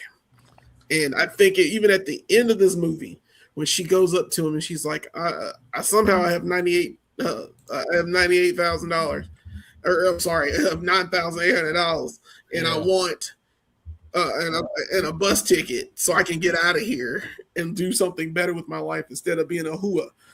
And it changes her perspective on life. The fact that he was able to give to her, and now she is going to, I guess we're going to say it, she's going to pay it forward and become a better person. Because, hey, none of the characters in this movie, other than probably Melissa Leo, are in this, and Bill Pullman, are in the next movie. You know what I'm saying? So it's not really, once again, it's McCall going to another place. But in each movie, it's karma. In 3, it comes back in a huge way. Well, for what he put in, he gets back. And it starts him on a whole new path again. So it's always karma, it feels to me. You have to do good in this world for good things to happen to you. You do bad things in this world, and you get a nail in your neck like Teddy in a sprinkler system in the middle of a Home Depot. And it's really worth it to see. You know, the way he takes him out is actually very clever. Right? Yeah, when you think about it, right? No guns. No guns. Yeah, no guns in this movie. That was one of Denzel's thing. I love when you're talking about karma, dude. Denzel in this movie, Robert Bacall, is an agent of karma. We talk all the time because we're comic book people. The Joker is an agent of chaos. How about an agent of karma? That is what the Equalizer represents. Jelani, I love what you just said. Thank you for picking this movie. Matt, what does this movie speak to you? Jelani actually spoke to me there. He talked about his dad because my dad's my hero too. He was a Marine. He was in the Marine Corps. He was in Vietnam, and then he served 20 years in the National Guard. Retired as a first sergeant, and he's kind of a stoic guy. He's got a lot. He's got a lot of faith, but he's also the kind of guy that's like quiet. And if he, but you got to watch him. Because I've seen him do some things before, like, okay, we were at my house. This is a quick story. When I lived with him, I saw these like 4 coyotes coming through our backyard, right? We have dogs. And if you know anything about coyotes, they're bad to have around dogs. They're scavengers. They kill anything they can. And so I thought, Dad, there's coyotes out there. Check it out. I go back to my room to drink some coffee and wake up, and I hear bam, bam, bam. He had took a 38 or 357 and stuck his out the window and shot 3 of them. Like, I'm like, dude, I don't want to fuck with this guy. You know what I'm saying? And like, I'm not saying, and like, he also was like, and scared the shit out of some punk kids one time that were trying to walk around the family cemetery and threw them around, and they got the shit scared out of him. But he was like one of these people. He's not violent, but if you fuck with him or his family, you're in trouble. So your dad's like Clint Eastwood in Gran Torino, basically, without the racism. Like, don't get me the wrong way. I'm not saying. Yeah, I know what you mean. But also the thing is about this movie, it's like Denzel's character is McCall. He just sees the people. He doesn't see what they do. Like the girl, Chloe Grace Moretz, she's a prostitute, but he just talks to her like another human. Other people in that diner just go, oh, it's just some prostitute. They just do your work. To her, go do, whatever. I'm not going to get involved. I don't care about. She made her own bed, let her lay in it, kind of thing. People, because there is a lot of people, especially now, that have a lack of empathy. Mm-hmm. And but like McCall, like he tries to talk to her, encourage her. He doesn't say, and he doesn't try to be like Captain Save-A-Ho, like I need to get you out of this. He doesn't do that immediately because he's like, just leave her where she's at. I can't do nothing about it. But then he sees she's in danger. And it's the same thing. Every time he sees somebody he cares about danger, like security guard, the lady that got her ring stolen that he worked with, he just can't stomach it no more, Right. So like, and I don't know, but I think it's about like, I don't know. I think it's about seeing people. I think it's about doing the right thing. Even if when he does the right thing, it's some bloody work. But it's also, I think, like like you said, Robbie, about karma. All these people had it coming. It's like I said, satisfying. It's a very satisfying, just like John Wick, just like Man on Fire. All those movies like that were revenge. Even Death Wish with Charles Bronson, I would say. Like Hell yeah, we gotta do Death Wish. Yeah. All these people, like, yeah, I don't have any. That's a franchise. Yeah, well, it gets a little weird. Part 3 or 4, but it gets a lot of fucking weird. Also, I would say there's a lot of first appearances in those movies. Jeff Goldblum. Yeah, hey, but I would say this though: if you're going to be a Death Wish, don't be Charles Bronson's girlfriend or wife, because in every movie they die. That's as bad as being the drummer in Spinal Tap, man. You know what I'm saying? What about you? Nicely put, by the way, Matt. What about you, Brooks? What's this movie speaking to you? Well, I think a big thing of this movie is like, putting your talents to the best use that you can. I think like the idea that, he's kind of like he's retired, I guess, in a sense, but he has these skills and he he finally finds a place where he can put them to use that like for the greatest good. This movie, in a way, it made me think like, this is the movie that Double Down should have been. Oh, like, shit. Yeah, if Neil Breen's character had actually used his badass fucking skills to go against people who deserved it, that movie would have been way better. I think that's what this movie does, and it's also like, the idea like it's not enough just to punish evildoers, he helps them out in other ways, he returns the ring, he gives her the money to start over. It's not just about being the He's Punisher. Not doing this for revenge or punishment. Yeah, it's like it is kind of business-like to him. Like, it's not just about, the job isn't just to go out and punish the evildoer. The job is to help the person and this is the TV show. He's correcting wrongs. Yeah, he's righting wrongs. He's equalizing. He's equalizing. Exactly, man. I guess that's why the movie's called The fucking Equalizer, but thank God this motherfucker did not at any point go, I am the equalizer. Yeah, there are a couple of opportunities too. Every time he shows up in a goddamn superhero costume. Could you imagine this motherfucker shows up in a Home Depot superhero costume? Like, a big E on this fucking shit. That'd be hilarious, man. Yeah, I love what you're saying there, man. Nah, you're 100% right, dude. I love that shit, man. I had something to say and I forgot it, but it's okay. I've been drinking tequilas. Chad is crunchy, he's crispy, and he's clean, and he's also conscientious. So why don't you tell us what this movie is saying to you, my man? I think you guys hit it with the karma. To me, like what he's doing is service work. Like he sees a wrong and his skill set, you guys kind of mentioned that too. Like, and then even when he goes and sees his CIA friends, she's like, this is who you are. This is what you're made to do. So it's almost like service work, protecting his new family in a way. Yeah. Yeah. And Chad, real quick, step on you one final time tonight. What I was going to say was exactly that, right? Like this movie states it in the beginning with the book that he's reading, The Old Man in the Sea. And when she's talking to him, did you catch the fish yet? Did he catch the fish? And he's like, so, and that's what he says. Sometimes a man's got to be what a man is. The old man's got to be man. Exactly, right? And that's a lot of movies. Honestly, if you're writing a fucking report for college or high school or some shit on film, they usually tell you what the theme is in the first 10 fucking minutes. Some character will say it, and Denzel says it through that book, Old Man in the Sea, which I've never read. So, anyway, go ahead, Chad. I'm sorry. That was my last time I'm stepping on you tonight. I promise. Promise? Just kidding. The other one I would say is change. Like that is stated in different ways in really profound sayings. To me, that stood out. Like when he's trying to train Ralphie to be a security guard, he's talking about progress over perfection. Right? Like the incremental steps to keep going, to change, right? Like he left that old life behind and he's trying to be of service. And then the other one was when he's talking to Terry or Alanya or what her name is. And he says, you don't like your world? Change it. right? And you kind of mentioned that in the beginning about me manifesting, being here. You didn't know who the hell I was.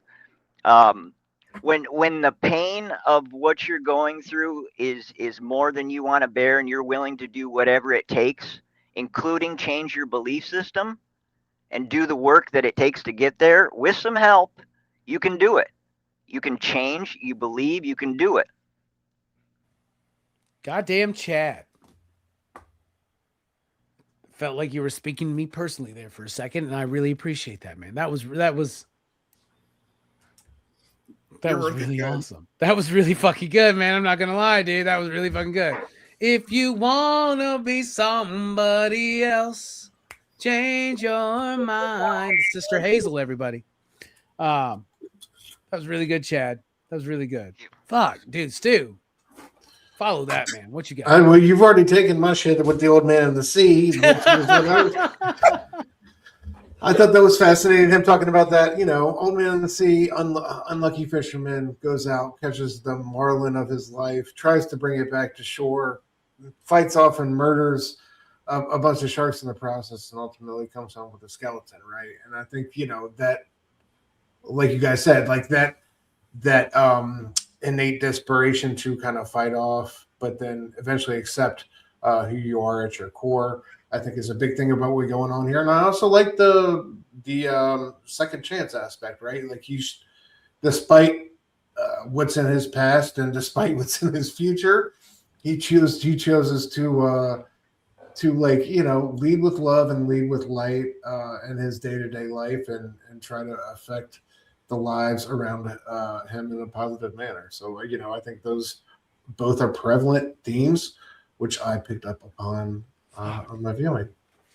Isn't it nice to review a movie sometimes where it's like makes you feel good about humanity? Yeah, man. So don't worry. Sometimes you just gotta murder a motherfucker. Don't worry. Horror Fest is coming up in like 2.5 months, so that's not gonna last long. But this is good, man. And I this has been profound. Like what we're talking about this movie, man. We can say like, yeah, it's got some issues technically, script wise, structurally, because we move some things around. There's this, it looks good, style's great, but thematically, this movie is super sound, dude.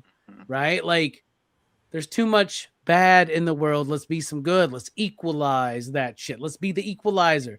Let's be the agents of karma. Karma it's not just about what goes around comes around. It's about the energy of everything producing the energy of everything. Right? So we got to be agents of karma and change the energy of everything. There's way too much negative, bad shit in the world. Let's be the good. Let's be the light. Like you were saying. The change you want to see, right? Exactly, man. Oh, yeah. Exactly. And that leads me back to another thing we say at the end, which is a repeated phrase throughout the film. Who do you see? When you look at me, what do you see? Right? This movie is about perspective. It's about the perspective of a lot of different people. But in particular, let's talk about the perspective of Nikolai, a.k.a. Teddy, right? He sees people as victims. So does the rest of the mafia family. A lot of people in this movie see people as victims, persons to exploit. Bottle caps, he calls them. Exactly. Yeah, bottle caps and lid. Things. What does Denzel see when he looks at someone? He sees humanity. And what is humanity? Humanity is family. Potential. He sees family. He sees family because he is a man who has lost his family and yearns for it, bro. There's a reason this dude, that military upbringing, the very simple, matter of fact, like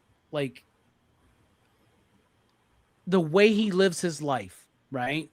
That manufactured, quick, no wasted movement type shit, right? He could just sit in that apartment all night long reading his book. But he goes to a public place to read his book because he longs for family. He sees family and humanity. That's why he stands up for it. We are all the same. We are all brothers and sisters. We are all connected.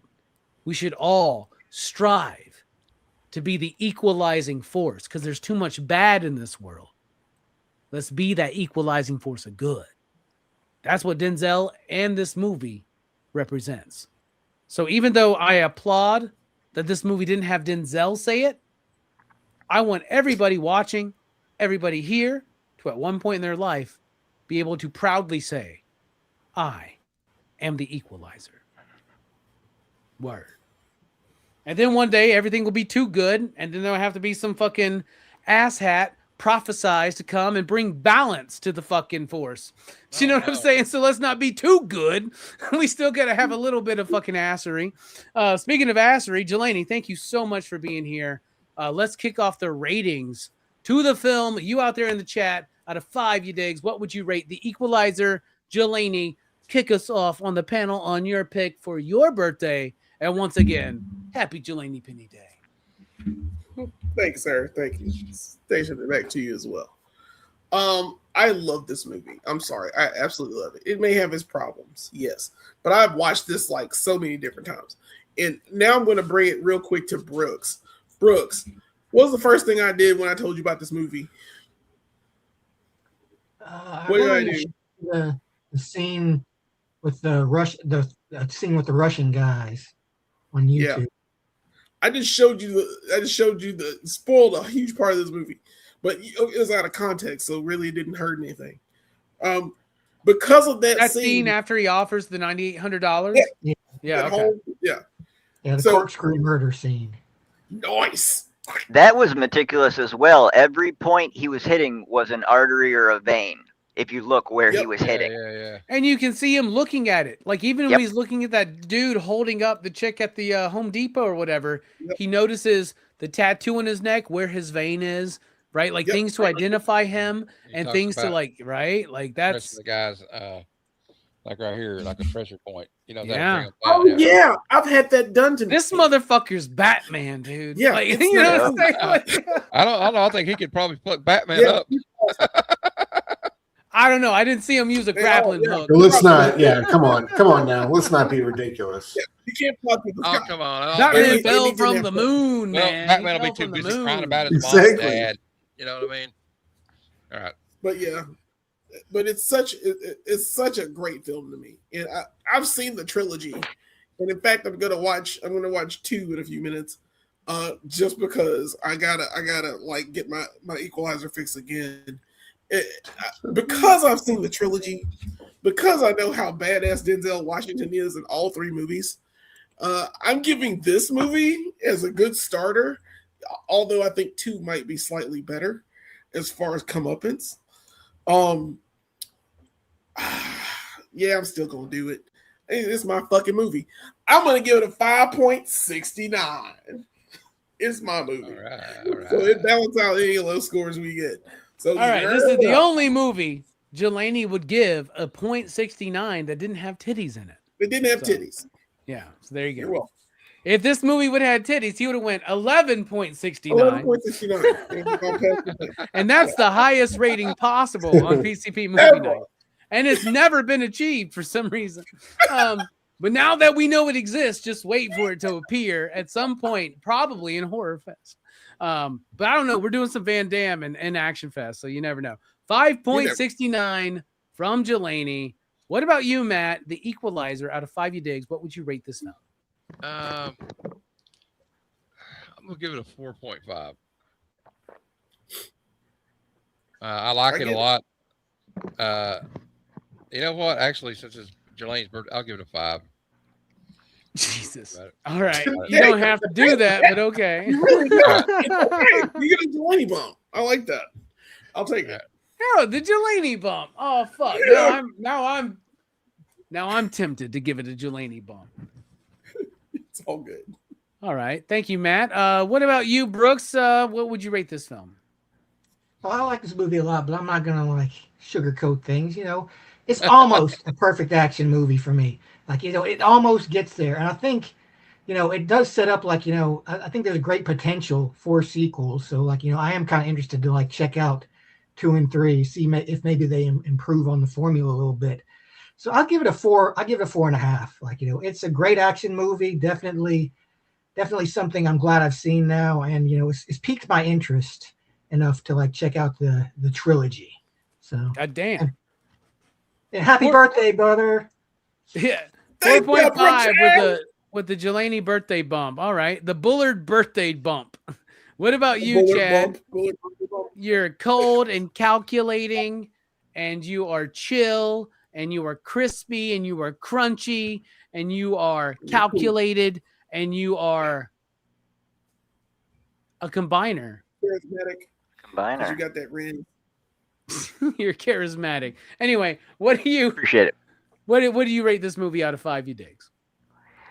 So I'm right there with you guys. I'm gonna go 4.5. For the simple reason I'm still thinking about it. There was a lot of attention to detail. I really enjoyed the movie, and I'm definitely gonna watch the sequels. So I was thinking 4.5. But since I'm gonna give it the Jelani Day bump, we'll put her up to a 5. Happy birthday, brother. Damn, thanks, Chad. Thank you, Jesus brother. Christ. Yeah.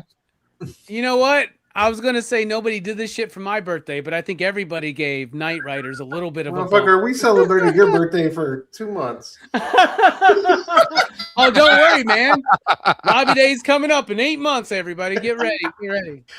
Oh yeah, we got a lot of perfect. This is cool. This is cool. I love it. Stu, out of 5, you digs.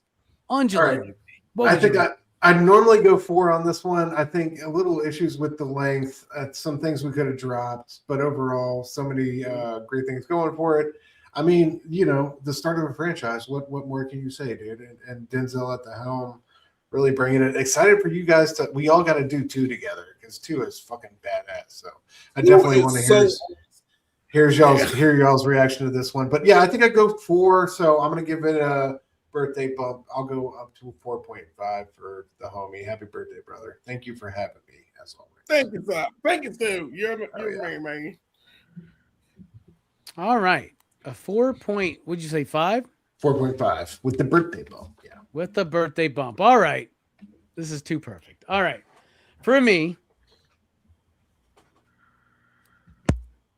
I think this movie's okay. I think it's got some, I've loved this conversation. This conversation has elevated my thoughts on this movie. And just the fact that it's Jelani's birthday, I want to give it the Jelani bump. And I will. Because I first wanted to say this movie was a 3.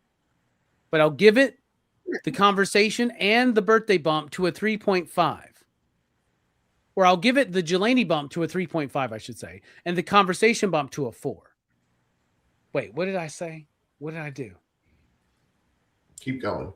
Oh, yeah. All right. This is what I was going to say. When I first watched this movie, I said a 3.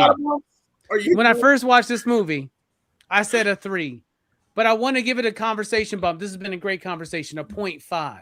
And then I'm going to give it the Jelani bump, which would bump it up to a 4.0.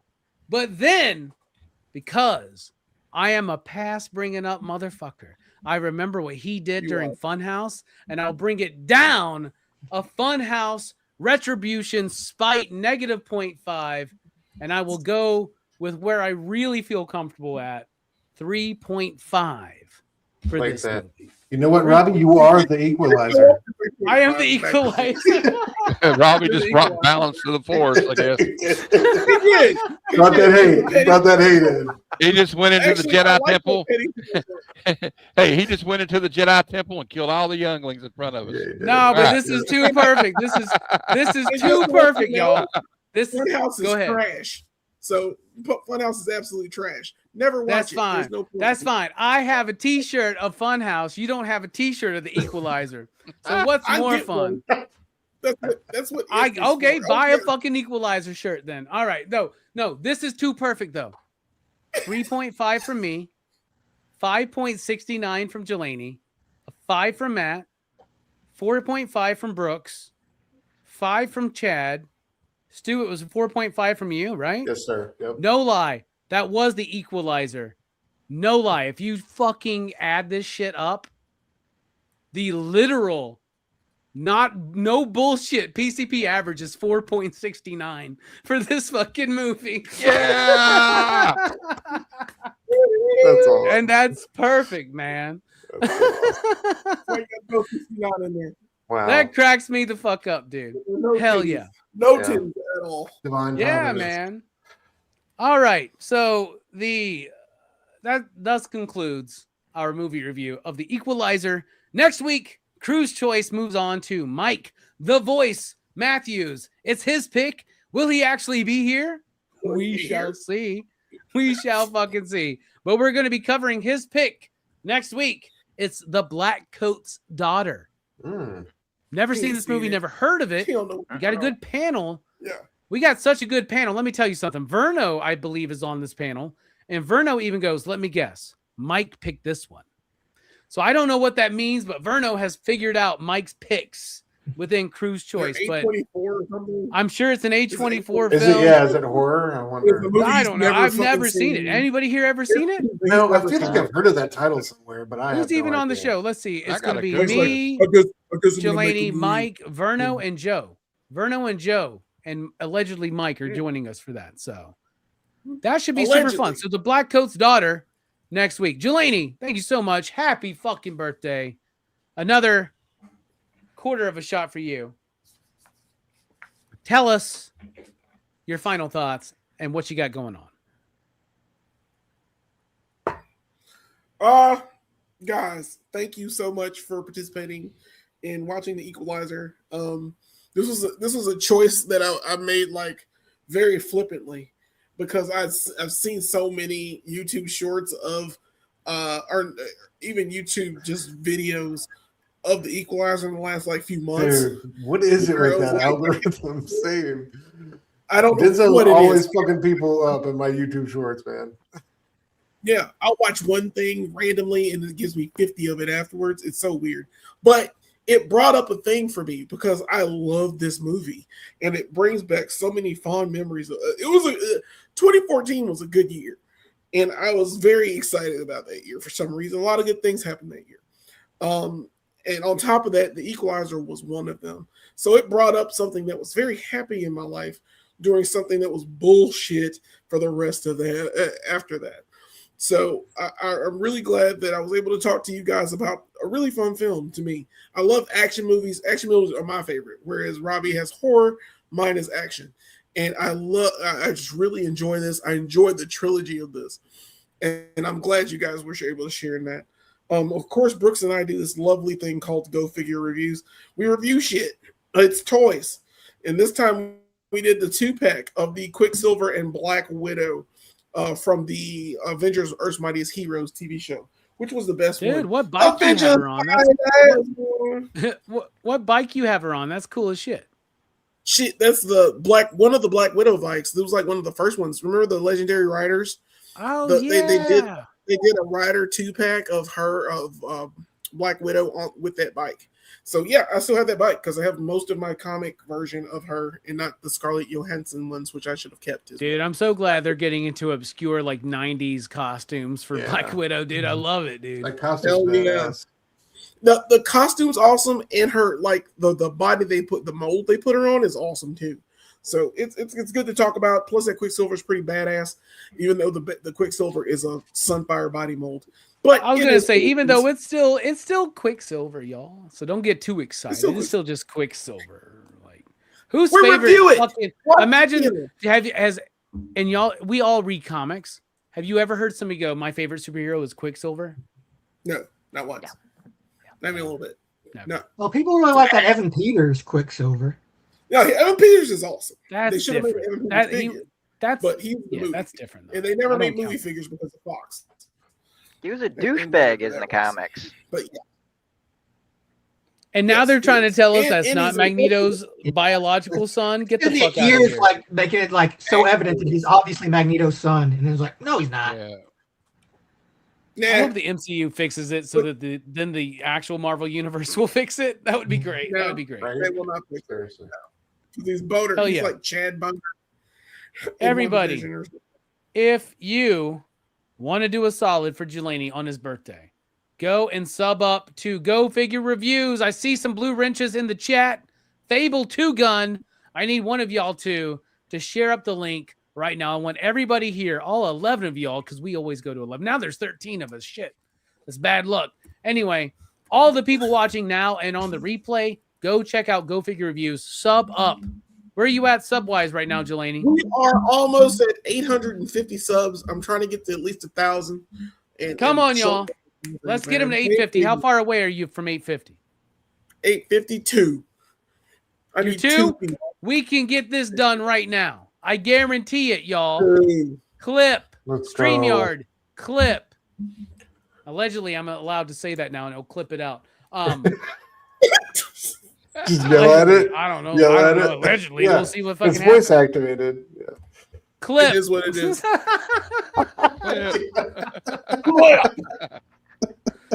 Next time Cliff is on the show, I'm going to get a bunch of random clips. like what? I didn't ask for these. Go Figure Reviews. No, Fable, you can't just type Go Figure Reviews, brother. You can't just do that. He's like, Go Figure Reviews. Jay got you, man. Jay's got it right there. Yeah. Fable's just like, I'm trying my best, man. I'm trying my best. Two Gun got it. Thank you. Woo! Oh my God, I love it. All right.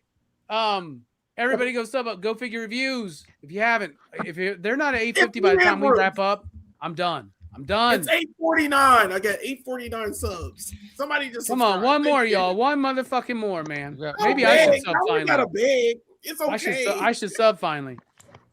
No, I'm doing this for you tonight. Don't worry, you're gonna hit it. Then you're gonna lose 7 subs because once you hit something, YouTube likes to go, "Oh, these accounts don't count." Yeah, we'll take it 5 more away. You got 10. We'll take 12 away. All right. Matt, thank you for joining us for Jelani's birthday celebration. Why don't you tell us what you got going on and final thoughts? The final thoughts are, don't fuck with Denzel Washington. Another final thought is, I'm glad I met all you guys because you're awesome. All right. Same. You equalize us, man.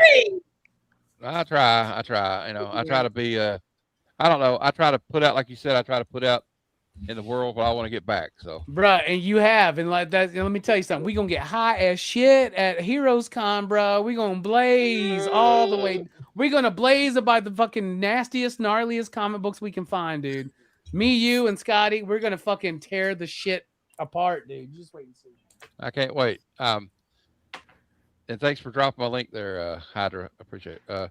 So what I got coming up, I have a video that just came out today where I review one of the G.I. Joe silent issues of Cobra. The silent, it's about Copperhead.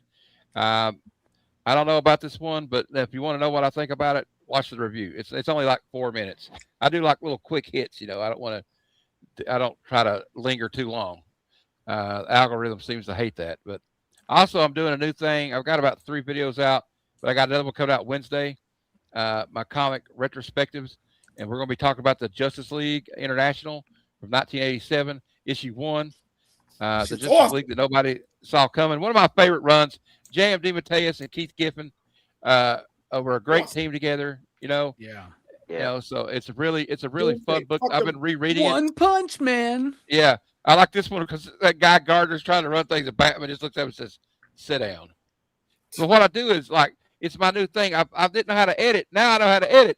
So now I'm doing voiceovers where you look at panels, and it's only about 5 minutes long, and I've been having fun with it. So very cool. And it seems to be taking off. People seem to like it. So nice. But you got a really cool show coming up on Wednesday. Yes, dude, I do. I wish I could be there, dude, because this is one of my favorite movies, man. Yeah, this was Jelani's pick like 3 years ago, by the way. All right. Well, like I wish you guys would show up for it because we're doing a High Fidelity by John Cusack. John Cusack, Jack Black. And I do think this movie is a love letter to music fans. Yep. Oh, without a doubt. Yeah. It's a Cosby sweater. A Cosby sweater. It's a love letter to asshats like us who think they have the wherewithal to pontificate on pop culture. Hey, do we look like the type of store that has, I just called to say I love you, go back to the mall? I fucking love that shit, dude. I love that movie so much. When you were talking about it, I was like, God damn it. Can I make it work? Can I make it work? And I was like, I don't know if I can make it work, man. I love that movie so much, man. I'll tell you what, High Fidelity. I will send you the link just in case. Dude, now you're put me on the spot. I already told you. I was like, I don't think I can make it. All right. Well, Now I got to do it. Shit. No, you don't have to. You don't have to. Okay. Let me take another look at this week's schedule. We'll see. He's working on it, man. He's working on it. There's a thumbnail I did leave out. I've been doing these comic book previews series that are coming out soon, and I got one coming out Friday at 4 p.m. Eastern of preview for Absolute Catwoman #1. So. Oh yeah. Does Fable know that he's not sharing the links right now? I'm just These are not hyperlinks, bro. You're just putting his name out there. He's about to go, Brooks. Just put it out. Magnificent. Just put the name out there. Hey, they'll figure it out. I want Instagram, TikTok. I got a Facebook group. Hell I had a Discord, but I 86 it because Discord sucks. Right. Yeah, fuck Discord. All right, Brooks. What about you, man? Speaking of fuck Discord, Brooks doesn't even know what a Discord is. It's like, when things are not corded, right? The opposite cord, I guess. When things are uncored. Yeah. It's like it's that guy from the My Little Pony cartoon that's voiced by the guy who does Q. Yeah. Q does do that. John Delancey. John Delancey. Yep. I guess Jelani mentioned I did Go Figure reviews, and I tend to. Two Gun says he wants what Fable's on right now, man. Like whatever you smoking, man. Let us know the strain, dude. Let us know the fucking strain. This motherfucker's just like voice to type. Matt, Heroes for Hire Comic Club. I ain't smoked in 2 months. I want to hit what you hitting, Fable. Let's do it. Brooks, go ahead. I'm sorry. Final thoughts, man. Like I've been doing my figure of the night tonight is Black Widow from the 2-pack. Damn straight. I love that. Nice. Dude, that is fire. That's like Heroes Reborn Black Widow, right? Yeah, I love that. Yeah. One thing that though they didn't put the hourglass anywhere on her outfit, which I thought was strange. It's kind of like a staple. Yeah. Oh, she didn't have that at the time. She has that shit on her stomach. Yeah, she's got like the spider legs on her rib cage and like on her back. Yeah. Yeah, I figured they would have like put one like over her chest or something. I can't wait for Fable. Fable, like 2 days, Fable's going to be like, well, I wasn't going to buy any of these figures, but then I saw Brooks post about it. Yeah, he's going to be like, blame Fable. Yo! Yeah. I picked up this Quicksilver and Black Widow, man. I wasn't planning on getting any of these. Also, these 5 Transformers you never heard about from 3 shows you never knew that existed. I love you, Fable. I'm a little... I don't know if I'm a face or a heel right now on YouTube, man. I don't know, man. I feel like Roman Reigns right now, honestly. You're like an anti-hero. I'm PCP 1. Yeah. Why is he remaking Acknowledge me. I feel like heel is part of your natural personality. Hey, don't spoil anything yet, man. Brooks, did you even watch you didn't get to watch Clash and No, I didn't watch Clash and Pit. I did watch the AAA El Grande Americana. Bro, was that shit match of the year? Yeah. No, match of the fucking year, dude. Match of the fucking year. I was like a WrestleMania main event type fucking. Undertaker needs to run Raw. Undertaker needs to run Raw. He needs to run SmackDown. SmackDown needs more help than Raw. He needs to run SmackDown. I guess. All right, we're moving on. Chad, thank you so much for being here. Yeah. Fable, type in the chat. Metal Elf Collectibles. Chad Metal Elf Collectibles. Tell us what you're up to, man. Final thoughts. Yeah, thanks for having me back. I had a lot of fun. Jelani, thanks for letting me partake in your birthday. That was a lot of fun, man. Glad to be here. Glad you're here. You're worth it, dude. Thank you. You too, man. You can find me on all the regular meta stuff, Facebook, Instagram, and then I recently I'm setting up a TikTok shop for comics and collectibles and all that. I have an eBay store, and then here on YouTube, I dropped. I did a live yesterday. Oh wait, that one's going to be dropping this week. That is my interview with Sean Carlson. He's an artist friend of mine. He's dropping, let's see, an Invincible variant cover through Unknown pretty quick here. He's, great artist, great guy. I would say give him a follow on Instagram if you like, aliens, comic books, like just beautiful painted art. Yeah, I'm still banned. Yeah, Fable banned me. Nice. I'm bad. I He's love how Chad equalizing. gets banned before I do, bro. Have you seen me on Fable's show? I'm unhinged, man. And this dude gets banned. I love it. I love it. It's great. Dude. Wow. Yeah, I was talking too much. Damn. Too much on a show where you talk. Damn, Fable. I ain't saying shit on John Wick then. Do you have the second thumbnail, Robbie? I sent that one later. Oh fuck no. Oh, I'm okay. sorry. Let me give me a second. Stretch it out, brother. Stretch this No out. worries. Yeah, come on. Be professional. Let's go. Fill the dead space. So yesterday I dropped my first solo live. I got to give any of you guys props who do a live solo. Like it's not an easy feat multitasking, trying to keep your train of thought while just staring at a screen. I've done Really teaching, public speaking, all of it, but you can read people's faces, emotions. There's something there, right? You're just staring at a screen. So props to you guys. So yeah, I did that one yesterday. That was my first one. I talked. I did a live unboxing from. I got a giveaway from Chanko Comics. It's a great haul. Really cool stuff. And then I talked about my stories of meeting Simon Bisley, Stephanie Phillips, and other creators, and Sean at Motor City Comic Con. So I'd appreciate that if anyone, check it out, support it. Well, Jay, actually put up a link to your channel.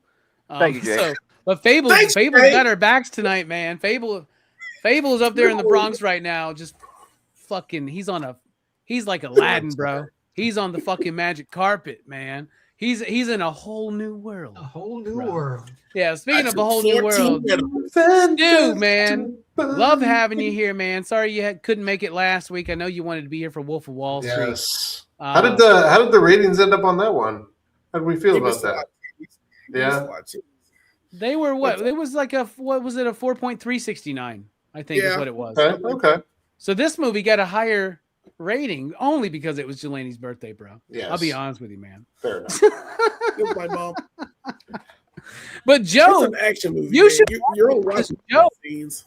Is like this is the greatest Spielberg. This is the greatest Scorsese film of the 21st century.